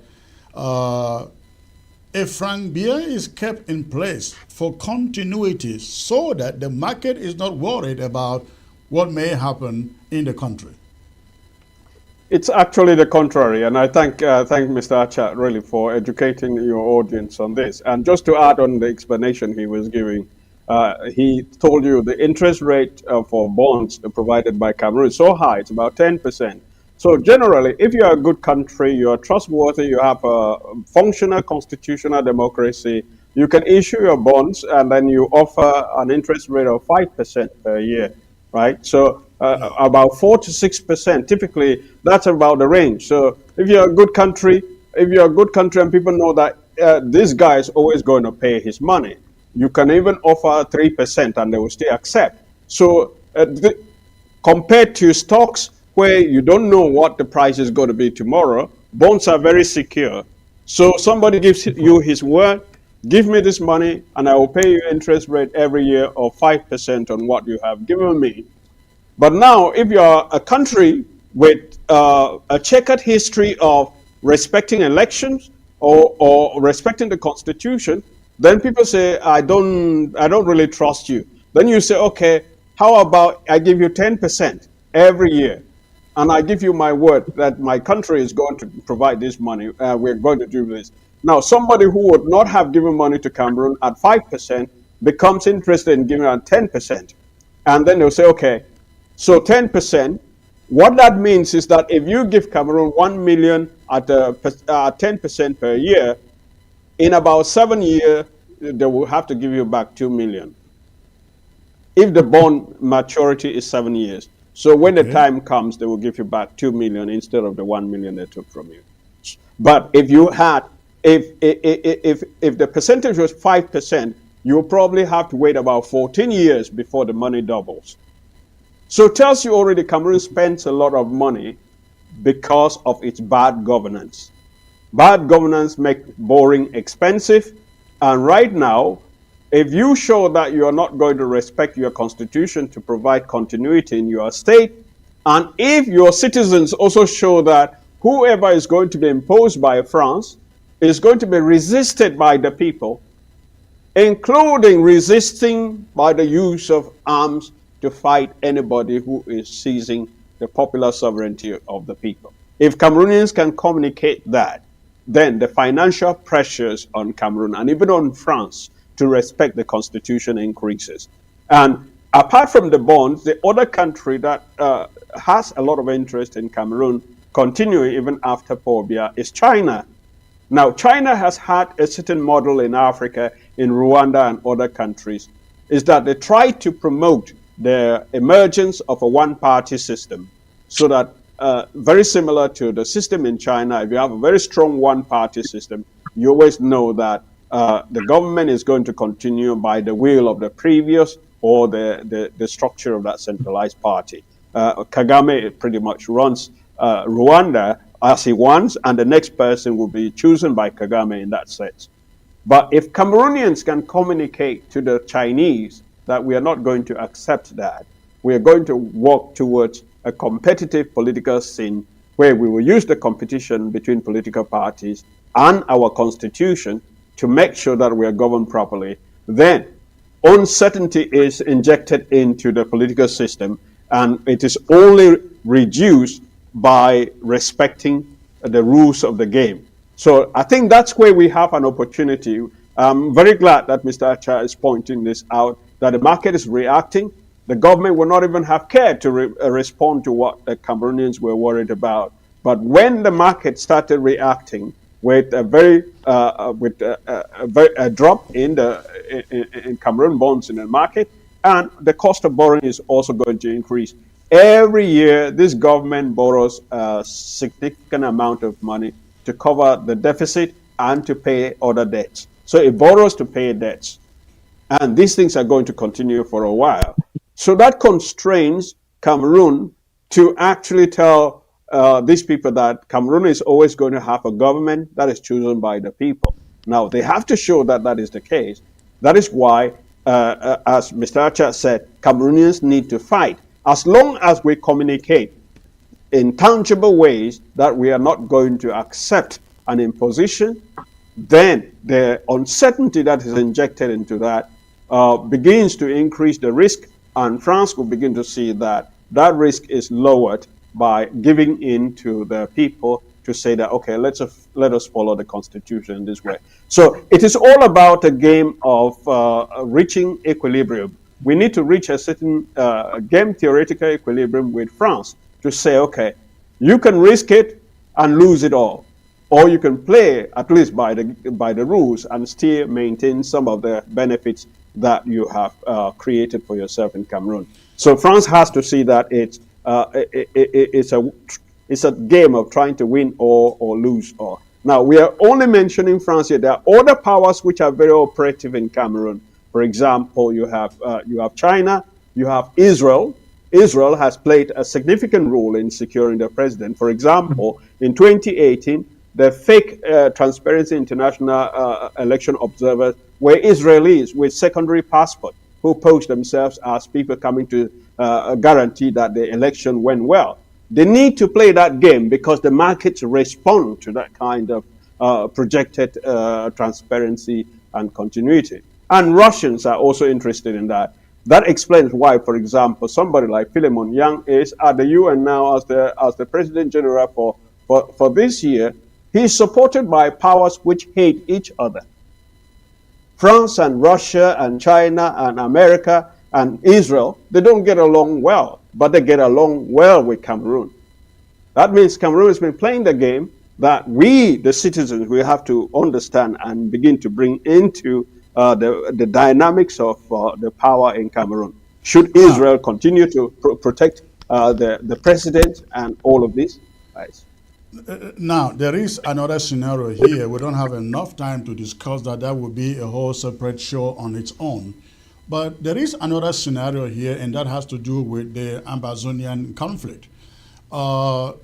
They may choose a president for themselves that the market probably like, but how about a situation where Ambazonians say, you know what, they can pick who they want. They can follow their constitution, but we are no longer part of that country. We must get our independence and freedoms back. How would that affect the market, even in the presence of a new leadership in La République? Eric? Yes, it would have been very unfortunate to finish this round of conversation without bringing this subject up. I would have been very surprised if you rounded up without bringing this conversation. I would have been very disappointed, because now let me be very frank here and show where I stand and how I see things, whether with Biya dead or alive or with whatever, in terms of the future. To me, as an Anglophone, as a Southern Cameroonian, I must declare this here. I do not see elections in Cameroon as a priority to me. I'm speaking out of myself. To me, I have advocated and I keep pushing that what should happen in Cameroon, or in that triangle of a shape geographical should expression. be, yeah, that geographic expression, I have a name for it, should be the resolution of the conflict in the southern Cameroons. That is addressing the root causes of that conflict before even looking at any elections. And which is why I will express my disappointment with my brothers who think prioritizing elections in Cameroon at the moment over the resolution of that conflict should be the way to go. We differ in private. I am now on the screen making that abundantly clear that I will and I do not entertain conversations or support the idea of we talking about elections in Cameroon when this conflict is still standing, where a regime has deliberately refused, shown us disdain, and shown us hate by not resolving our political grievances, our legitimate political grievances. To me, is the highest level of disrespect for a people. And to go back and encourage or support any process that will embolden them to further sideline and marginalize us is unacceptable. It's just a no-no for me. And that's why elections to me in Cameroon, whether with Biya dead or Biya alive, is not a conversation. And I will advise my fellow brothers and sisters of that region to strongly reconsider that urge, whatever is pushing them to think they can, under the current dispensation, play any significant role when it comes to elections in Cameroon. They should reconsider, because that will not happen. They don't see us that way. They don't see Anglophones in that structure as a people with the rights to lead or to rule Cameroon. We've been marginalized over the years. We continue to be marginalized, and that is how they will continue to do it. Now, should the situation change, should someone come up after Paul Biya, be it Frank Biya or be it the Ngongo or whoever, it will be a continuity, because I don't see how that will change. But if we rally and put our voices and build the structures that are needed to push this agenda of the conflict being resolved, that a priority should be given to the conflict ahead of any elections, I believe they will listen, they will hear us. We have what it takes to do that. I guess, but if we are divided, I guess you are speaking to people like Professor Ben Aki, who are die-hard federalists and believe in one and indivisible Cameroon, because for some of us, many of us out here, we really don't see a role to play in a regime change in Cameroon other than what advantage, what can we pick out of there that can quicken our freedom. But to people like Professor Ben Aki, who believe in one and indivisible, Professor Ben Aki, how can you take advantage within your circles of a regime change in Cameroon? Do you agree to what Eric is saying, that there should be no elections until whether a constitutional change or whatsoever? I mean, again, for you federalists. Yeah, thank you very much. And this is the point in the presentation where with Mr. I will have to disagree with Mr. Archer, of course, because of our prior commitments. Let me explain why this is the case. The first thing is that Mr. Biya asked for re-election in 2018 to resolve the Anglophone conflict. He has not, and he will not.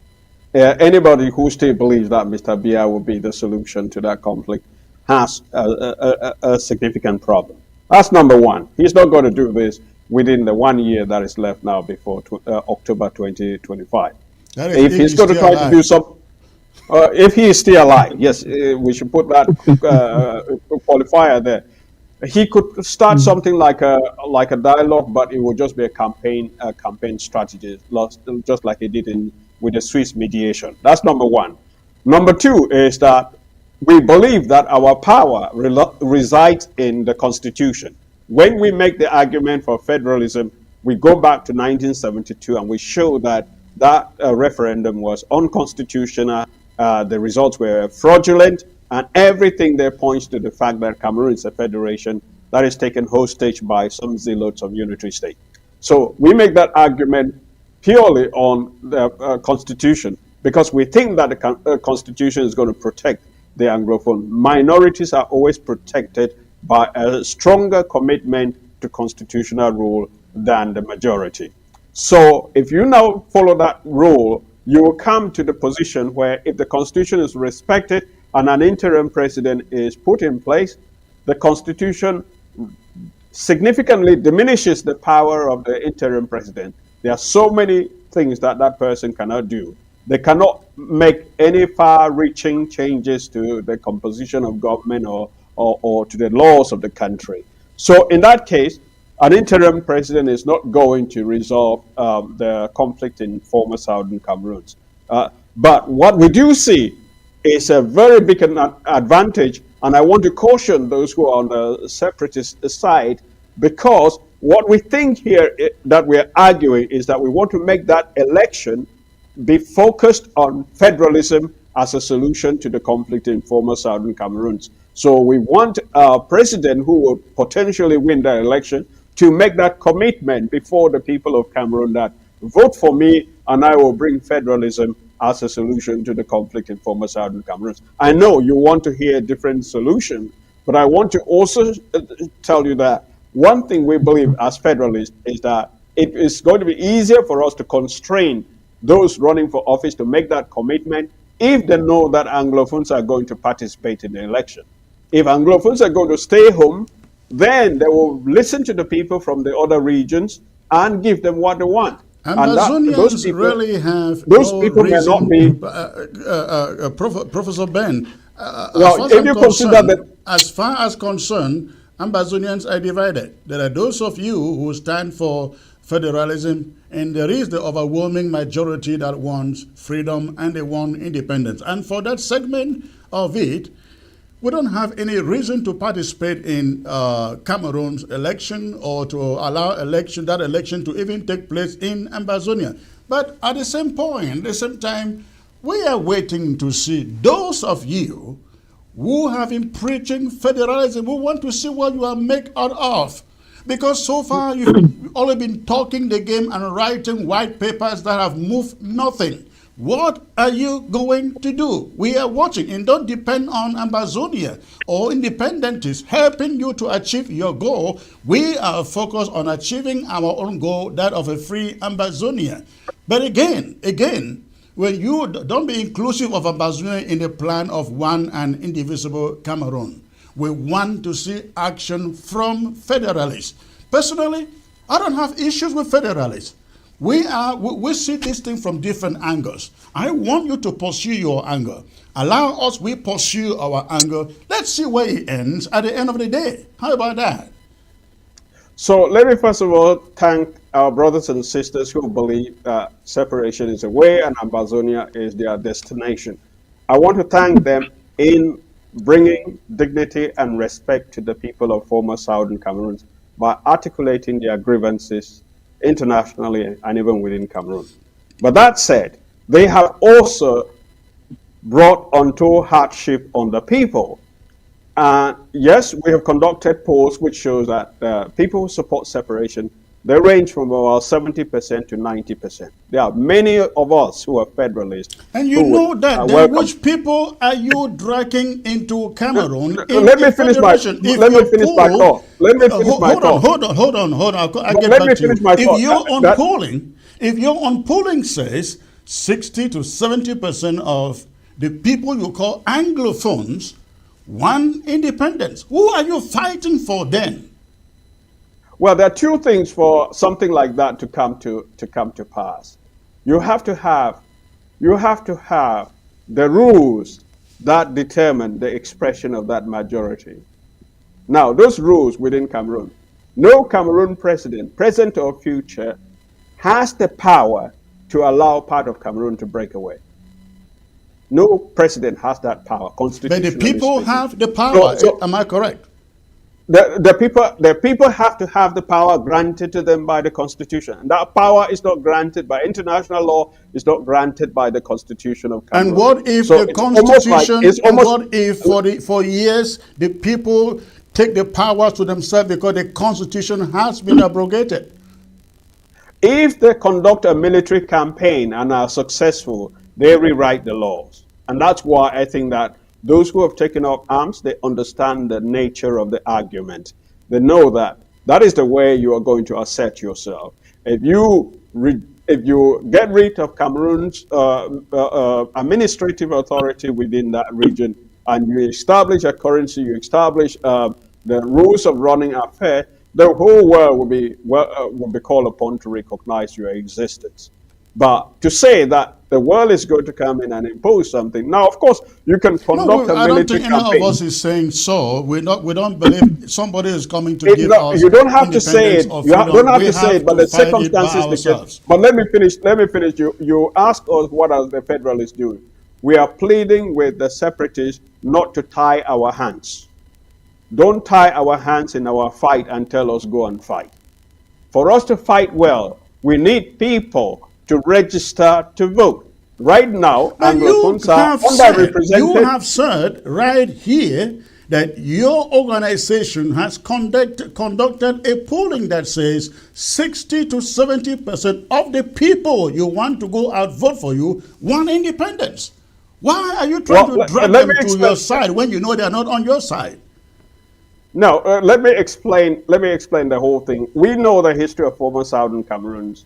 If they had the option to form their own country, no other alternative would have prevailed upon that. We know that from history. It has always been that way.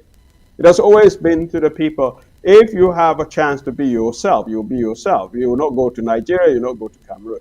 That is existing normally. But then, when you establish that... Prof, you are kind of going around the question. Your polling says 60 to 70% of Ambazonians, you call them Anglophones, want independence.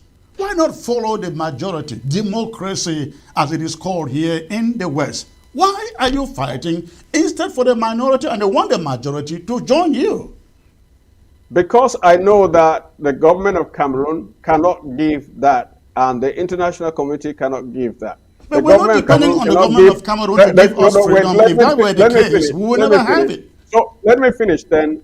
The next question in our poll was that, as it stands, it looks like one of the most feasible ways to get that independence is to conduct a war of independence. How many of you support this idea? Then the number drops drastically to about 25 to 30%. Now our polls have been showing that. So that's the dynamic.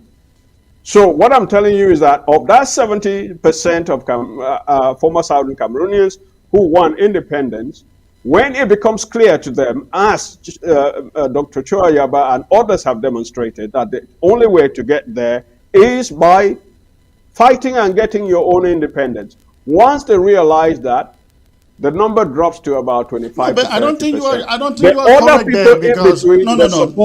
That's a misconception. Support a federal solution. That's a support a federal solution as a compensation. That is miseducation and a misconception because you know anybody who picks up arms to fight for freedom, no, they will not receive freedom. They will not be given freedom. That is why they pick up arms in the first place. No Ambazonian is sitting here thinking that Cameroon will come to the table and say, okay, I give you Ambazonia. Or the United Nations will come to the table and say, take your Ambazonia, we give you all America or the British or whatever. We know we have to fight for it, and that is why for 8 years we are fighting. Let me get to Eric to make a point on this before I open the phone lines to hear from the audience. Eric, go on, please. Yeah, I was more like in a listening mode. because that got a bit more heated than, than I thought.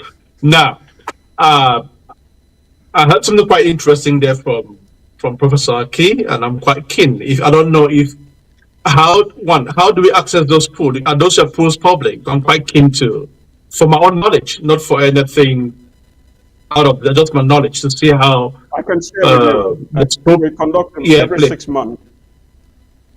I will be interested in seeing them. Yeah, because I'm quite. It's interesting to hear that in one of those polls, that number, because I didn't even know that number was that. Did you say 70 to 90%? In support of independence. Where you post, if you weight mostly those in Cameroon, the number has been coming down to 60 something. But we have seen since we started polling 80%, 70%, almost like Cardinal Toomey also found in his poll. And you will agree with me that in statistics, that's significant. That's a significant figure. If people, or if that number, I don't know what the pool size is, but if it's a reasonable pool size and you're having figures in the 60, 70, in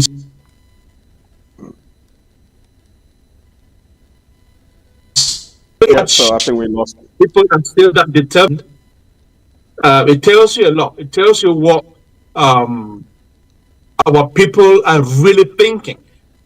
If not for the situation that the armed struggle has led them into, which was none of the request, but if they are still, as of today, determined and believing that their independence is way better or comes first ahead of everything, it's something that you should pay attention to, because that then brings, or it then begs the question of, let's assume that you have a candidate like the Akeremuna, whom I've heard has declared his candidacy and wants to run on this platform of federalism. If he proceeds and goes ahead with that position, how do they really intend to campaign in these regions? How do they, what's the plan? I know you're not a campaign manager yet. I may be asking questions to you, just hypothetically, not that you should have answers to them, because these are questions I would have been keen to ask one of his campaign persons or insider, how they intend to carry out activities in this region. Because what is on the ground there, from what I know, doesn't permit or doesn't give space to carry out these conversations along the lines which you are suggesting here, which could be an alternative, it could be a possibility. But the realities on the ground and the results from your polls is telling me that the people will not be welcoming of any idea on the ground in that direction. So why then even pursue it? Why don't we look for a way, twist the arms of this government with the use of the tools we have internationally?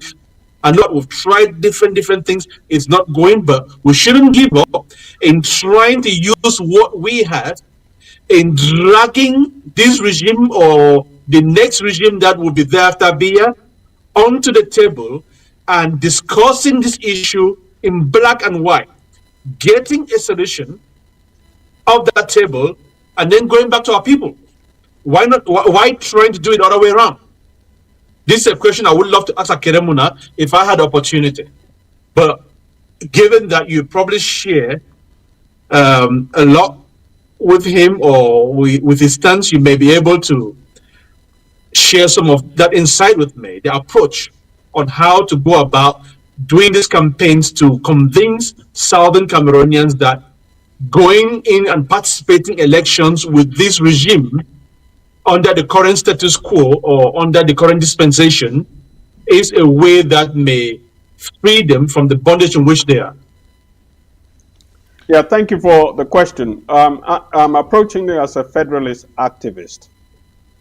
I know that I need to beg those who are running for office to do what is good for my people. I'll return to the question that, yes, I am one of those. We conducted our polls. We are always very clear. We lead with the question, in general terms, do you support independence for former Southern Cameroon? We see that, of course, if you're from former Southern Cameroon, you get these results from 60% to 80%, the range. Different polls show different things. And then, of course, those in former Eastern Cameroon, they say, no, let's stay together. So then you show the statistic. I think that is the same result we would have obtained in 1960 if they asked them the question, do you want to have an independent country or do you want to join Nigeria or Cameroon? Almost 90%, if not 100% of former Southern Cameroonians would have said, we want to be independent as a separate country. We would have had about that same result. Why did that not happen? Because the UN had the power to put that question on the ballot. They decided not to put it. So it always comes down to, yes, this is the wish of the people, but that wish has to be expressed in the framework of pre-established rules. These rules now, in the Constitution of Cameroon, forbid a president even to open up that question of breaking the country into fragments. And then the international nation, United Nations will tell you, this is an internal problem. And when you come to the internal problem, you have the same result. So my position as a federalist activist is to plead with politicians to say federalism is the future and is the history of the country, is the constitutional form which was violated by some people in 1972. Please embrace it to win it. But when I come to when I come now to the people of former South Cameroons, they are realistic.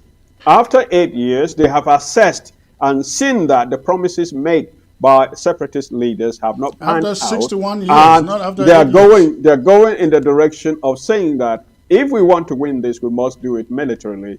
And you would agree with me, the arrest of somebody like Dr. Ayaba has thrown that kind of pragmatic orientation into question in a way. So my plea to my brothers and sisters from former Southern Cameroons, let us recognize that the plebiscite in 1961 was not a celebration of our desire to be with former Southern Cameroon. It was the next best thing that our people could do. They did not want to be swallowed by Nigeria. They wanted to be with a smaller country where they could fight for themselves. And I am pleading to you, let us fight in that same way. As much as we would like to be a separate country, the instruments to allow that, even if it is not a successful war, they are not there. But in the meantime, don't tie our hands. Let's fight. Let's call attention to ourselves by asserting our power to vote. Prof, we all hear you, and we agree. I think we both agree with your last statement there. However, I think Eric was saying to you, you are a smart man, you are an intelligent man, you are very articulate when you make the case for the Southern Cameroons, at least federal, from the federal angle. But I think the question is, knowing what you know with the experience you have, the expertise in you, why can't you join us? Maybe from the diplomatic angle, you can make this case better, the case for a free and independent Ambazonia better than some of us, and we fight on the same side, knowing that we have no chance in Yaoundé of having even the kind of federation that you federalists desire. You know that chance is not even there. When we started this thing, and we started talking about federalism, they called us Biafrans. They gave us all sort of names just for mentioning federalism. And to them, federalism also means secession, cutting away, separatism. So, knowing all what we know, you know, why not consider using the kind of experience that you have on our side? You could be a great diplomat for our liberation struggle. What do you experience, Prof? Why can't we do that? Well, I think there's one thing I want to clarify. I started out by saying I thank our brothers and sisters who are committed to Ambazonia and to former Southern Cameroon, as long as they are fighting within the boundaries of the wars, the laws of war. We who are fighting for federalism may also be fighting for separation in different ways. How are we fighting for that? If we can demonstrate to the international community that it is impossible to govern Cameroon by constitutional democracy, and that the political system is not able to give federalism, then we would have fought for you. But are you, But on the saying, other but are you hand, saying that after 61 years 61 years today, you don't know that we're not going to have a constitutional federation in Cameroon? well, we are in a dialectic. That's the dialectical movement we are in. There are people who are saying, I'm done with this. There are our brothers and sisters who are saying, we're done with this. We are making the argument and say, please wait a little bit more. This time around, we will kick out Biya, and then we will have a government that will give us a federal system. If we fail to deliver that, then you can take that to the international community and say, look, we told this our brothers that it is impossible to have any reasonable discussion with these folks to have a federation. That's why we long to move on. Let our failure be your argument for your own process. You are talking about right now we are playing our own dialectical role. The problem is you are talking about a replacement of Biya when we are long separated, we are long gone, and the minority of you, as you have said, are the ones who are still looking up to see what happens next in Yaoundé. But we don't have a lot of time. Let me give Eric 1 minute to respond, then I'll open the phone lines. Well, but let me finish one point. As long as 50 Cameroon seconds, is being please. as long as Cameroon is being managed with money coming from our resources, coming from our people, even who are now they're going to school and doing all of this. As long as the former Southern Cameroons are feeding the economy of Cameroon, I think it's legitimate for us to fight to have our own share diplomatically. I know in your mind you think that you're separated. I know you think that you're separated, but we are still feeding. Oil is still going over there and is still paying the expensive lifestyle. That is true. It's a matter of time. We will get there. Eric, please, 1 minute. And indeed, just to corroborate the last sentence there from Prof, we are not separated yet because the country is still one, and resources are being siphoned from that region to feed the other region. That's a fact. Now, we said something earlier. We know this fight. There are many ways. We say traditionally there are many ways to skin a cat, and there are many approaches to a fight.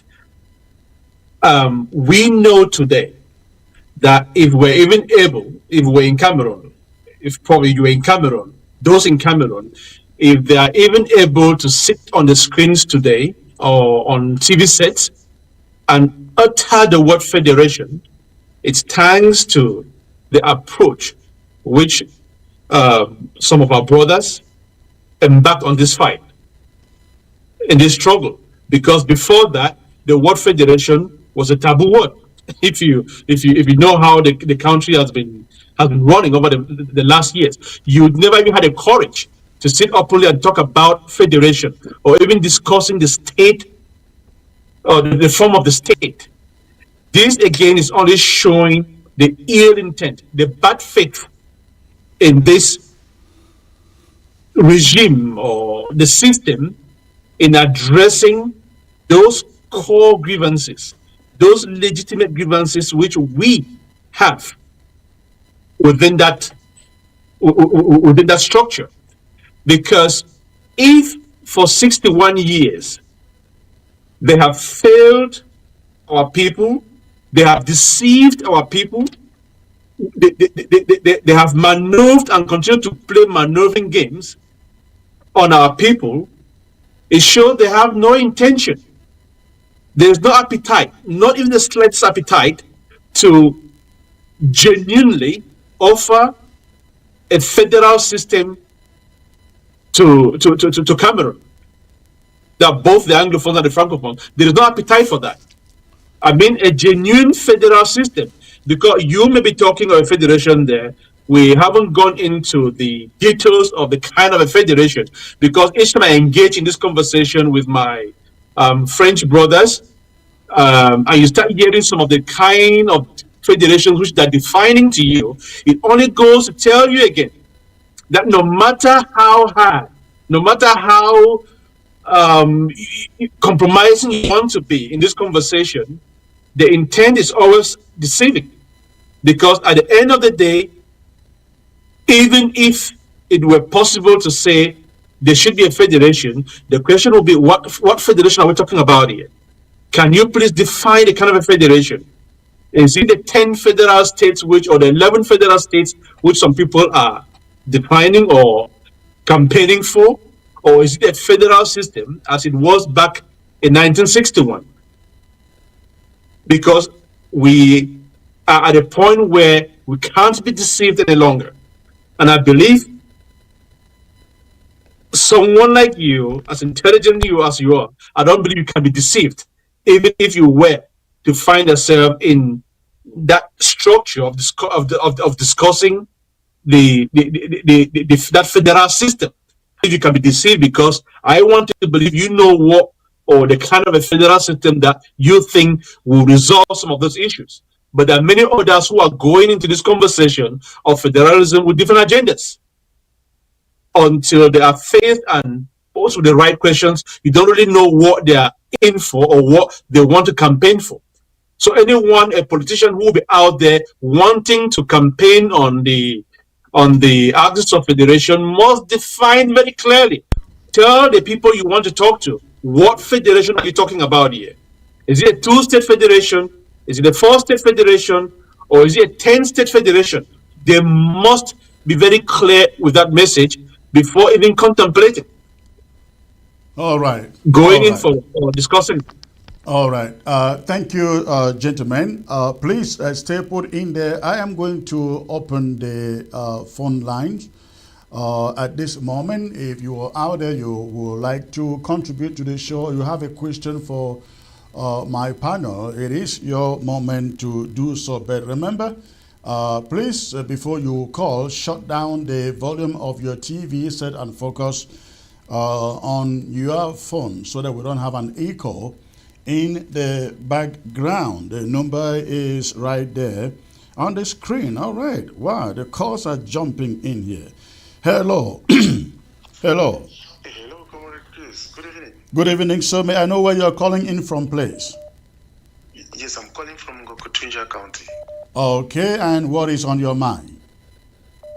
Yes, Comrade Chris, I want to tell Doctor that it is like Doctor disappeared when this our struggle started and resurfaced in 2024. I guess you are referring to Professor Ben Aki? Sorry?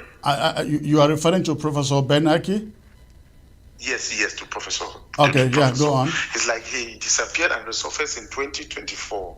I want to let him know that we have come past that stage of federalism. Yes, we have come past a long. So he is like selling after the market. Yes, I also want to let him know that his poll is a glaring wish of the people of Southern Cameroon. But since he is a pessimist, he will not want to accept, to fall for that. Okay, now moving to the issue of Biya succession and French manipulations. Comrade Chris, I think the French are like, paving the way for Ambazonia independence, because the French, since they don't know, I don't know if they don't know, that the presidency is factionized. When they would impose Frank Biya, one faction would come out with a coup, which will, take him out, and then maybe in a bid to reinstate order, the French will reorganize another coup, which will instead bring in another coup leader. And within this period, I think Ambazonia will now have their statehood at hand. All right. That's all I have to say. Thank you for the call. Hello. Hello. Hello, can you raise your volume a little bit, please? Yep, okay. Where are you calling from, sir? Can you hear me? I'm calling from Britain. From Britain, wonderful. What is on your mind? Oh, yeah. I can't really, in fact, get my head around some of the issues I would say Prof has said. He said he conducted a poll, and the Anglophones, he had about 60%, 60-70% who want separation. Then he conducted a poll in the Francophone zone, and he realized that most of them want but a unitary state. Let's assume that he goes now to the Anglophone sector, let's say Ambazonia, and starts campaigning, then ends up having, let's say, about 30% or 40%. And the Francophones, most of them, I would say 80-90%, want but a unitary state. And we know why, because of resources and many other reasons. So my question to him is, what are the chances of him, of the federal, or say those who are supporting federalism, winning, taking all that into consideration? Thank you for the question. I will allow him to respond. Prof, please, in just about 50 seconds, if you can respond to that, because we have a lot of calls coming in, so we can take as many as possible. Go ahead, please. Thank you for the call, sir. Yes, I thank your caller for that question. Yes, I've said that majority of former Southern Cameroons, they want separation. But once they realize that the most practical way to separation is war, some of them become more comfortable with federalism as an intermediate or as the next best solution. But I don't think he had a proper characterization of the results of the polls, because what we found was that average nationwide in the first poll, 6 months, the last poll that we had was about 55% national average in support of federalism. Before that was about 60%. And we give it as our task to campaign nationwide to make the citizens support federalism in such a way that politicians will be moved to go towards that as well. We have confidence that we have at least a level of 60% support for federalism in all of Cameroon. In former Southern Cameroon, that support is about 75 or 77%. I don't have the figure out, because the other 30%, about 25 to 30% of our brothers and sisters, I don't think so, sir. But let's leave that for another day. Let's get back to the phones. Hello. Good afternoon, Comrade Chris, and I want to say hi to Eric and Professor Ben Aki at the studio there with you. Thank you. My questions. You are calling from Belgium. Yes, my questions are directed to Professor Ben Aki. I want to ask Professor Ben Aki if he has taken up time to read the two alternatives. If true, what does he mean about the Southern Cameroons?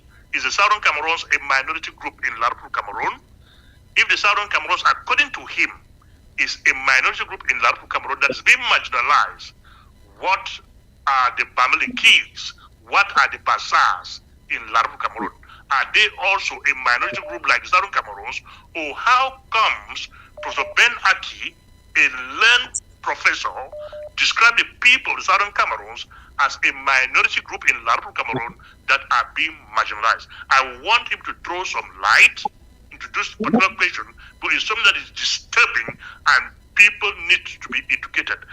Then, to Professor Ben Aki, talking of a federation with Larpur, Cameroon, has he wondered about what happened to the federation of 1961? If that was a federation, what happened to it? And how does it think La Republic is going to revert to that same federation which they abrogated? Where we are today, suffering and fighting La Republic to go back to the federation that La Republic abrogated. Can you vomit and go back to pick up your vomit? These questions are to Dr. Professor Ben Aki. Thank you. All right, thank you. I will not have him respond now. Let's stay on the phones first, because it is the turn of the audience. We'll get back to him. Hello. Hello, Comrade, please. Hello, sir. May I know where you are calling from, please? Yeah, this is Mate Nikom calling from the Netherlands. Okay. What is on your mind, sir? Yeah. Well, thank you very much for always giving Ambazonian the opportunity to educating themselves. I never thought you would come to this last segment of the program. Actually, you spend the most part of it dwelling on what happens in the Republic of Cameroon, whatever. To the most majority of Ambazonian, we don't care who succeed Paul Biya or that part of the country disintegrate. No, you are correct, but you have to know news is news. When things happen, they happen, and especially when they have direct effect on what we are fighting for, we cannot avoid it. Go on, please.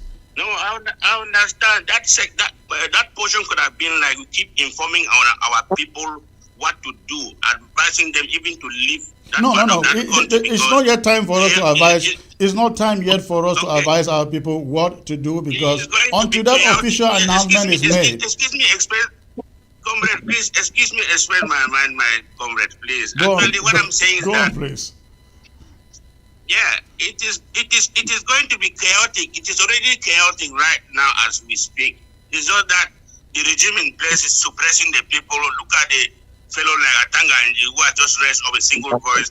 Those cowards call the platform media outlets, they are all silent. These are not the people. And it's rather very, very shameful that I see my brother, Professor Nke.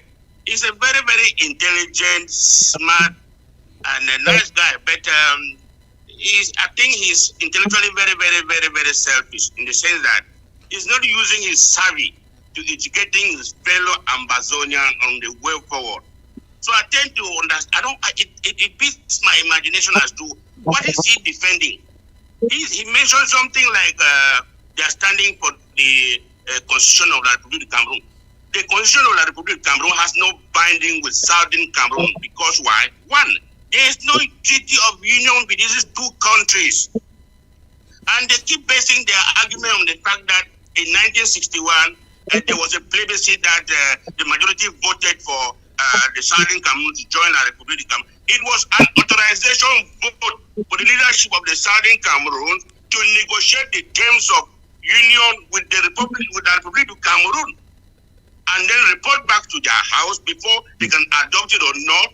Before any union treaty was signed, but the Republic of Cameroon used its majority and suppressed everything, and today they are always declaring that they voted to join. It was an authorization vote to their leadership. Reason why there is no treaty of union, so the Southern Cameroon is out and out for good. So it's rather very, very unfortunate that my brother, very intelligent young man, smart, he could be serving as an ambassador for Ambazonia in the days ahead, but he's not defending something that is very, very, when he maintains that, they who, I don't seem to understand the position of my brother. Please, Professor, you started talking when you were not at that level of the professorial level. I think now you attend that professorial level. I think you should use your knowledge and then enlighten your fellow Southern Cameroonian, Ambazonian, join the wagon. Let's be ourselves, because you, behind your back, they call you Ambazonian. They call you Ambazozo. You are sitting all of you on that panel like that. Is there any Francophone on that board defending their interests so that you argue against them? It's only three of you, and two are standing for us to be ourselves. And then you are raising your board alone and defending that we want to be with our Republic. Somebody doesn't want you. Why do you want to be with them? All right. Please, my brother, come back home. We will welcome you. All right. Please, and we will forgive you. Thank you. Thank you. Thank you, sir. Come from the Netherlands. All right. Thank you for the call. Thank you for the call. Yeah, give my number to him. Give my number to Professor Nke to contact me. I will discuss with him. All right. Thank you for the call, sir. Thanks. All right. Again, Prof. Aki, I will get back to you for some of these responses. Let's get back to the phones. Hello. Yeah, good evening, Comrade Creed. Good evening, sir. Where are you calling from, please? I'm calling from in between La Republique and Ambazonia. Are you internally displaced somewhere or a refugee somewhere around there? Exactly. All right. Go ahead, sir. What is on your mind? Well, exactly what I wanted to say is that the freedom fighters have cleared the bush and hello? I'm hearing you. Go Hello? on. Yeah, I can hear you. Go on. Yes. The freedom fighters have cleared a big portion of the bush. So you can now see that some antelopes are coming out, freeing themselves, moving around, eating very free, called federalists. And the federalists have never done anything. All I have ever heard about them is fighting with the nib of the pen and not with the barrel of the gun. And ever since they started using that phrase, the leader of that particular committee is the late Muna, and he had nothing. Foncha finally resigned because he caused him to join the La Republique When he came back, resigned, and asked Muna, you are still staying there. You are the one that took me to that place. That federation will work. It has not worked. What are you waiting for? Muna had to resign and join him.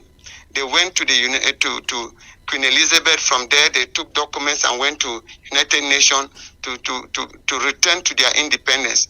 And now, instead of them, the Federalists to follow their leader, who had now resigned from La Republic to go and form an Ambazonia state, they are still staying there. He's now blaming restoration fighters who have given me the power to even stand and speak. He can come to Cameroon. He's speaking like that because he has now true federation statements. You can come to Cameroon, go back, come in, go back. Independentlists cannot come. These are people who have sacrificed their life for their nation. What have they sacrificed? He should stop disturbing the minds of people who have lost family members, property, a lot that you cannot pay, you cannot compensate them for. Even the fighters on the ground. Now he's blaming them that they are the ones obstructing. What do they have? What is federation in the first context? What does it stand for? What can you define federation to be? How can you explain it to our mothers, our fathers, who never went to school to understand what it stands for? Because even the Munas did not understand federation. That's why they were unable to even dish out anything to present on the table till date as federation. So, all right. Condoms to you people who are fighting for the freedom of Ambazonia. And I want you to know one thing. He said something. Let us know that Goliath fought the Philistine with only a catapult, one stone, and Goliath was down. That's the nature of God. You are fighting for a just God. Justice will triumph over evil. That is what they should know, the Federalists. They are scared to sacrifice, but they are ready to come and feed from the hard work of hard-working people who have feelings for their family, for their community, for their people. People who want justice. People who want everyone to have equal rights and equal opportunity. Federalists are not like that. They cannot really tell you the truth. Thank you. It's a shameful thing. But I do not disrespect the professor there. I just want that he should see how weak they are minded and how weak they can even conceive an idea that can support to help their suffering people. They are saying, all right. Thank you for the call. Thank you for the call. Thank you for the call. Thank you for the call. Briefly, Prof, we have so many calls coming in. But briefly, when you listen to these callers, you would say 100% of them disagree with your stance about defending federation when the overwhelming majority of your people want instead freedom. Why do you think you in the minority are correct and this majority that you hear in these phone calls are wrong? Just please in 50 seconds, because I would like to give the callers some time to comment on what we are discussing here. Please, Prof, go on.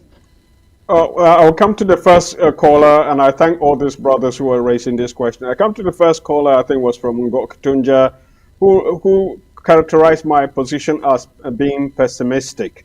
We Federalists, we are not being pessimistic, we are being pragmatic. We're being pragmatic, and we think that as much as our people would like to govern themselves independently, the state of Cameroon and the international community don't have the instruments to give you that.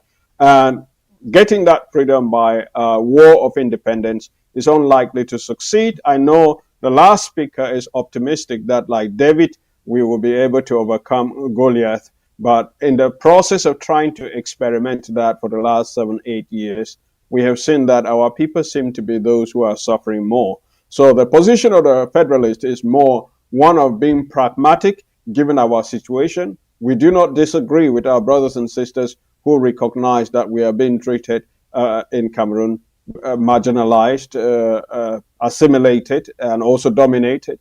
We recognize that, and we also recognize that your heart is in the right place to stand up and fight for your people. But when you do that, then the answer becomes a pragmatic one. The other caller was asking about what kind of federation.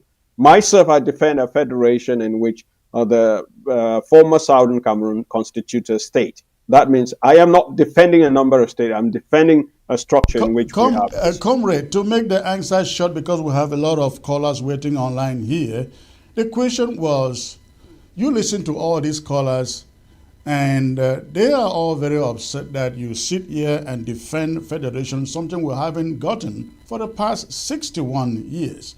And when an opportunity comes or shows up like the one we are in now, fighting to free ourselves, you still believe that federalism is still the answer. When we had one before, it didn't work. When we re-invoked it, they called us separatists. Your people say it is not going to work. It has never worked. Why do you think this majority is wrong? I don't think that they're wrong. I think that they are too optimistic in their own position. I think that it is possible for us to defend the Federalist foundation on which the reunified Cameroon was created, or the unified or reunified Cameroon. Again, I want to remind your callers that this is not just me speaking. I'm speaking from a tradition, the tradition of Nde Ntumaza and they were wrong. We cannot keep on calling tradition that didn't work in the past, comrade. I think that is the future. That is the future. Funchals didn't work. Monarchs didn't work. Let's move past that. That is why we are at war today, because those traditions did not work. But thank you. Hold on there. Let me get back to the phone, please. Hello. Hello, comrade. Good evening. Good evening, sir. Where are you calling from, please? I'm calling from Ground Zero, from the Northern Zone. All right. Go ahead. What is on your mind? Yeah, special greeting to all of you in the studio, and my regard, my respect to the professor there. I want to ask just one question.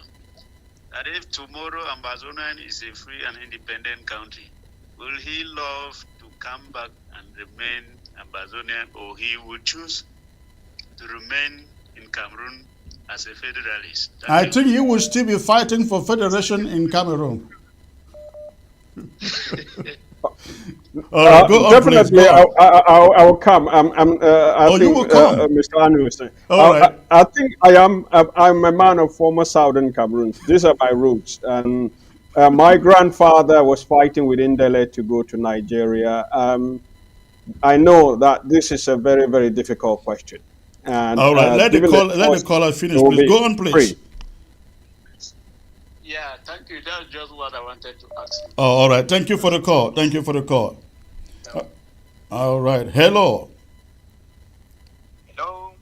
Hello, sir. Where are you calling from, please? I'm calling from Britain. From Britain? You call? Are you the one who called earlier?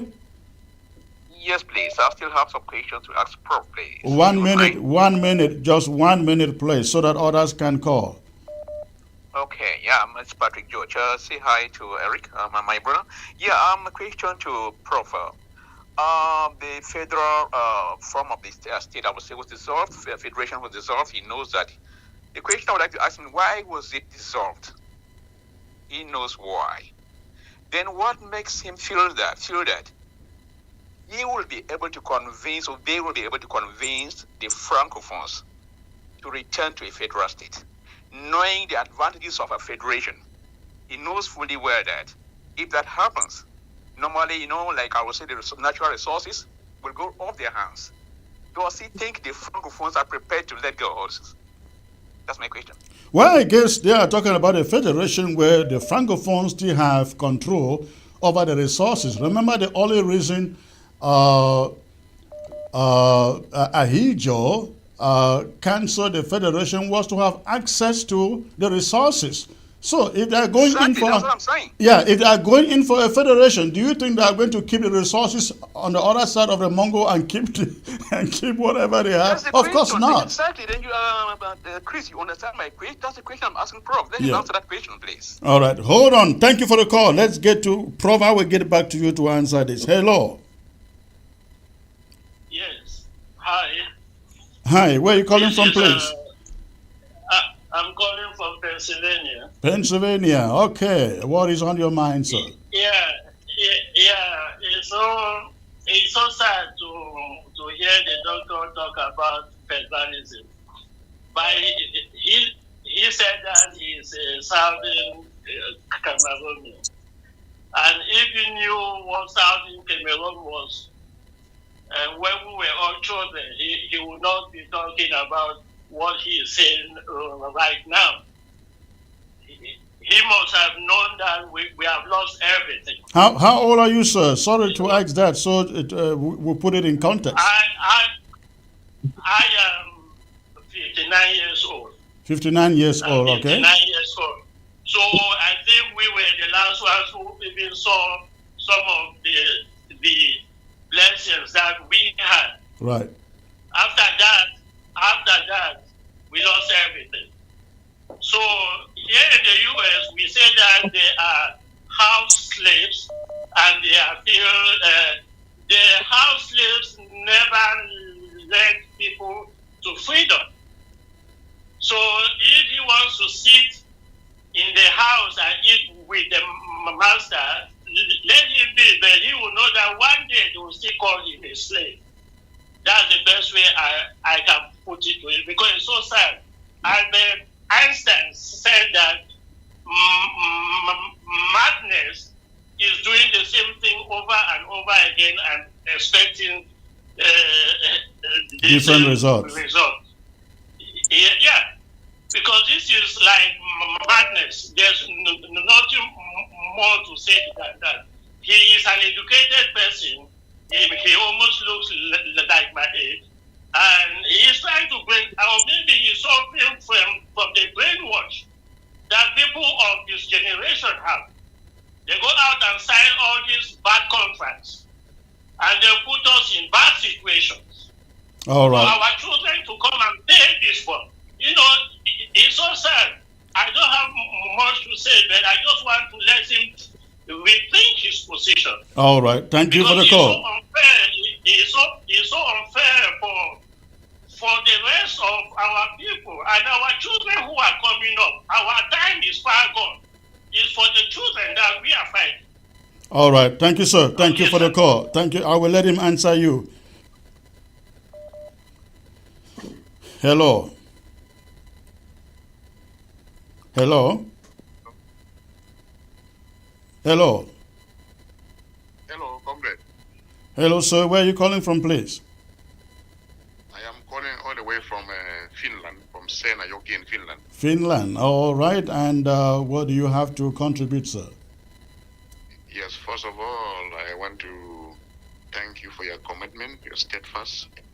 I want to thank you for your commitment, your steadfast enthusiasm for our cause, and incredibly motivating. Thank you. You clearly put your all into whatever you do and your voice. And I want to, first of all, before I want to show much respect to our learned professor. And I want to think that there are some things he has put out there which are good. Like, for instance, our able Professor Ben Aki says that some of them, federalists, they are fighting for independence in their own way, which is good. But I also want to say that there are some things that he is like, the informations, some of the information he put out there are misleading, because when you say the majority of the polls, that is, shows 70 to 90% of those who stands for freedom. And again, you say that the percentage drastically falls to 25% for the same people who now see that is the only way out to the barrel of the gun. Maybe he didn't, I don't know what actually he meant. But for me, I think that these same people, over the years, most of them are Christians. They know how Israel came out of Egypt. It wasn't freely given to them. And around the world, I'm not saying that everybody knows how it happens, but most of us know that freedom is not freely given. It is taken by force. Absolutely. Thank you, comrade. Listen, time is up against us. We do not expect all of us to be on the same platform, but the Federalists, they are only taking advantage, because I'm not seeing them in any platform. They don't have a platform of their own where they come out and they educate the population or they talk about how they are fighting. All right. All right. Please, thank you. Unfortunately, time is up against us. I will let Prof. Aki respond, and then we'll run up from there. Thank you for the call. We cannot take any more calls, but I will give Professor Aki 1 minute and then Eric another minute to run up, and we'll call it a night. Prof, please.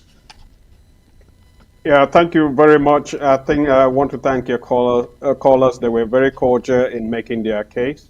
And we are also making our case for federalism from a pragmatic and also a respectful position. It would be wrong for us not to recognize that those who have pushed harder for separation have created a space for federalists to operate in.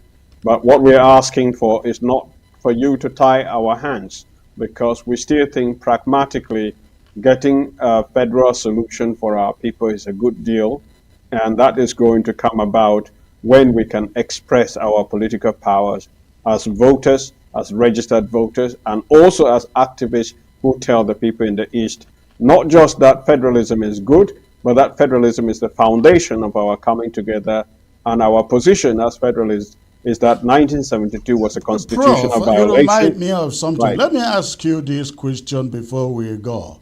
Assuming there was mediation, or there is mediation between Ambazonia and La République du Cameroun, on which side would you sit? On the side of Ambazonia, southern Cameroon, or on the side of La République du Cameroun?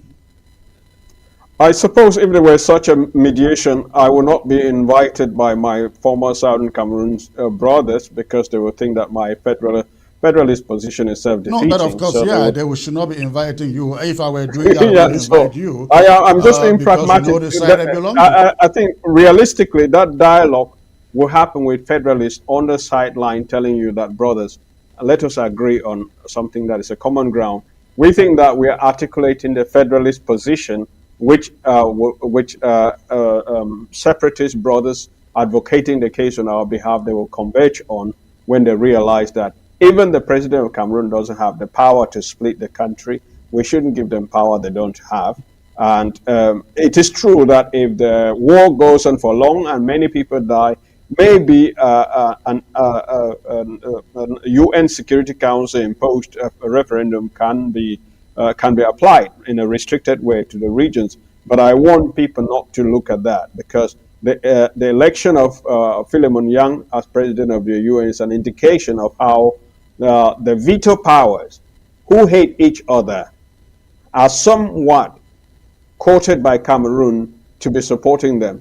Because what is happening we don't care about that, comrade. We don't care about it. Philemon Yang is there for 1 year. I think he's already made but I'm just already. making a case. So let's forget about what he is there to do. We don't want to feel like he will be there forever to stand on our way. He is there for 1 single year. Eric, please, you have the next 1 minute and let's round it up.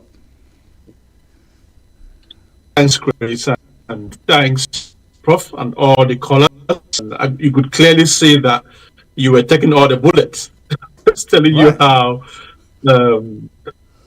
passionate our people can be. But one thing I must always caution and advise our people is that in as much as we have these differences or ways of seeing things, we should always be respectful of one another. Let's respect opinions and understand that there are people who do not think the way you think. Cultural people that we are, because we from the southern Cameroon side, cultural people. We should always respect that diversity in opinion and know that we can disagree and also agree to disagree on certain things. And at the end of the day, reasoning should always prevail, and the interest for people should always be the ultimate. Yeah. Thank you. Thank you. Thank you very much, Eric. Thanks very much, Prof.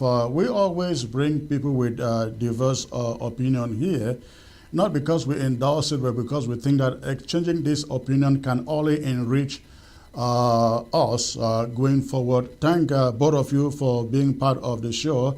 I look forward to having you back again. Thank you very much. Thank you very much. We keep watching what is happening with the president of Cameroon, dead or alive. Absolutely, absolutely. All right. Thank you. Good night. Thank you. Okay, Good night. Ladies and gentlemen, let me read a few messages here before I call it a night, because some people were not able to call, but they were sending in messages. I see one from Ground Zero. Please, I want to ask you people, why are you in diaspora divided? How far are you sure with this division? Are we going to Boya? I don't want to call because I am in La République du Cameroon. All right, I hear you, sir. And then another person from Ground Zero. I think he is commenting on something else here. This person writes from Ground Zero. Good day, Secretary Chris. Prof. Ben is dishonest. He is defending the scholarship La République du Cameroon gave him from primary school and doesn't care about what we are going through in the hands of that country. Can't call for security reasons. Secretary Chris, this question goes to Prof. Aki. Is he aware that the French system doesn't know federation? All right, that's a question to Prof. Aki. He is out of here. Is there any other question? All right, I think those are all the comments that I am able to read. This one right. Hello, my comrade. Good evening, sir. From your own side. Sometime we here in Ground Zero, one is confused because Ayaba Cho and his group come out. If they don't call your name, it's like they don't have anything to say before you come on. I was trying to get some updates about Dr. Cho Ayaba. There was one panelist who insisted you, Dr. Sako Akwanga, took money from La République. He keeps insisting with the sacrifice we know you have made to this struggle. It begins to wonder us, and for them, it's like you have instructed that country to arrest. It's like you instructed that country to arrest Cho Ayaba instead of trying to come together. Yeah, let me just give you a little response from here, because I have seen the clip making the rounds in the social media, and that clip referring to Larry Eyong Echo. You see, I see most of those things. I hear a lot of those things. What the guy on, is it ACN, Cho Ayaba television and Sako television, I hear that they have nothing to say on their television set except on Chris Anu 24/7. That means they never have anything to say. They cannot come to you with a productive, educative, inspiring show like the one that I bring here to you. But all that they come is Chris. Ladies and gentlemen, I have been here for 8 years of this struggle, and I never have to come here and defend myself when people point fingers here and there, because I think all of you out there know me enough to tell what I am able to do. And so I will allow irrelevant people, the Larry Young, who cannot even afford an Uber, ladies and gentlemen. He cannot even afford an Uber. He's out there pointing. If I were to sue him to tell me where I took money from La République du Cameroon, why would I sue him? He doesn't have any money for me to sue him and claim. He doesn't have a car. He doesn't have a house. He doesn't have anything. I cannot sue Larry. Somebody should send this message to him. If I'm suing him, what am I going to get from him? Money? When he cannot even afford a car? He has been to court several times for not paying cars that he rented from people. And he's out there running his mouth. Poverty is not really good. Not really, really good for people like Larry Eyong Echo. So please, ignore what you see. Ignore what you hear. Take it from my mouth. I remain very consistent in what I say, in what I do. I will never change. They can say what they say. They can go to hell and come back. Chris Anu will remain Chris Anu. I will do the right thing and say what I know is right without fearing whatever they put on the social media. Another guy out there is called Tumasang Martin. He's supposed to be a lawyer. I don't know why he went to law school, but he is so childish. Like a class 7, or there's no class 7s anymore. But a class 6 student is better than Tumasang Martin. I don't know. I don't respond to them. And they don't learn a lesson. If I didn't read this comment coming from this contributor from Ground Zero, I wouldn't be talking about this, because I have seen the videos that I took money here and there. I don't care to comment about it. Let us focus on Ambazonia. What moves Ambazonia forward? The education that will keep our people believing in their own one and independent and free Ambazonia. Ladies and gentlemen, thank you very much for tuning in. Thank you very much for tuning in. I look forward to being back here probably by Friday or before that, but expect ABS News to keep on coming to you. And before I go, I want to appeal to you.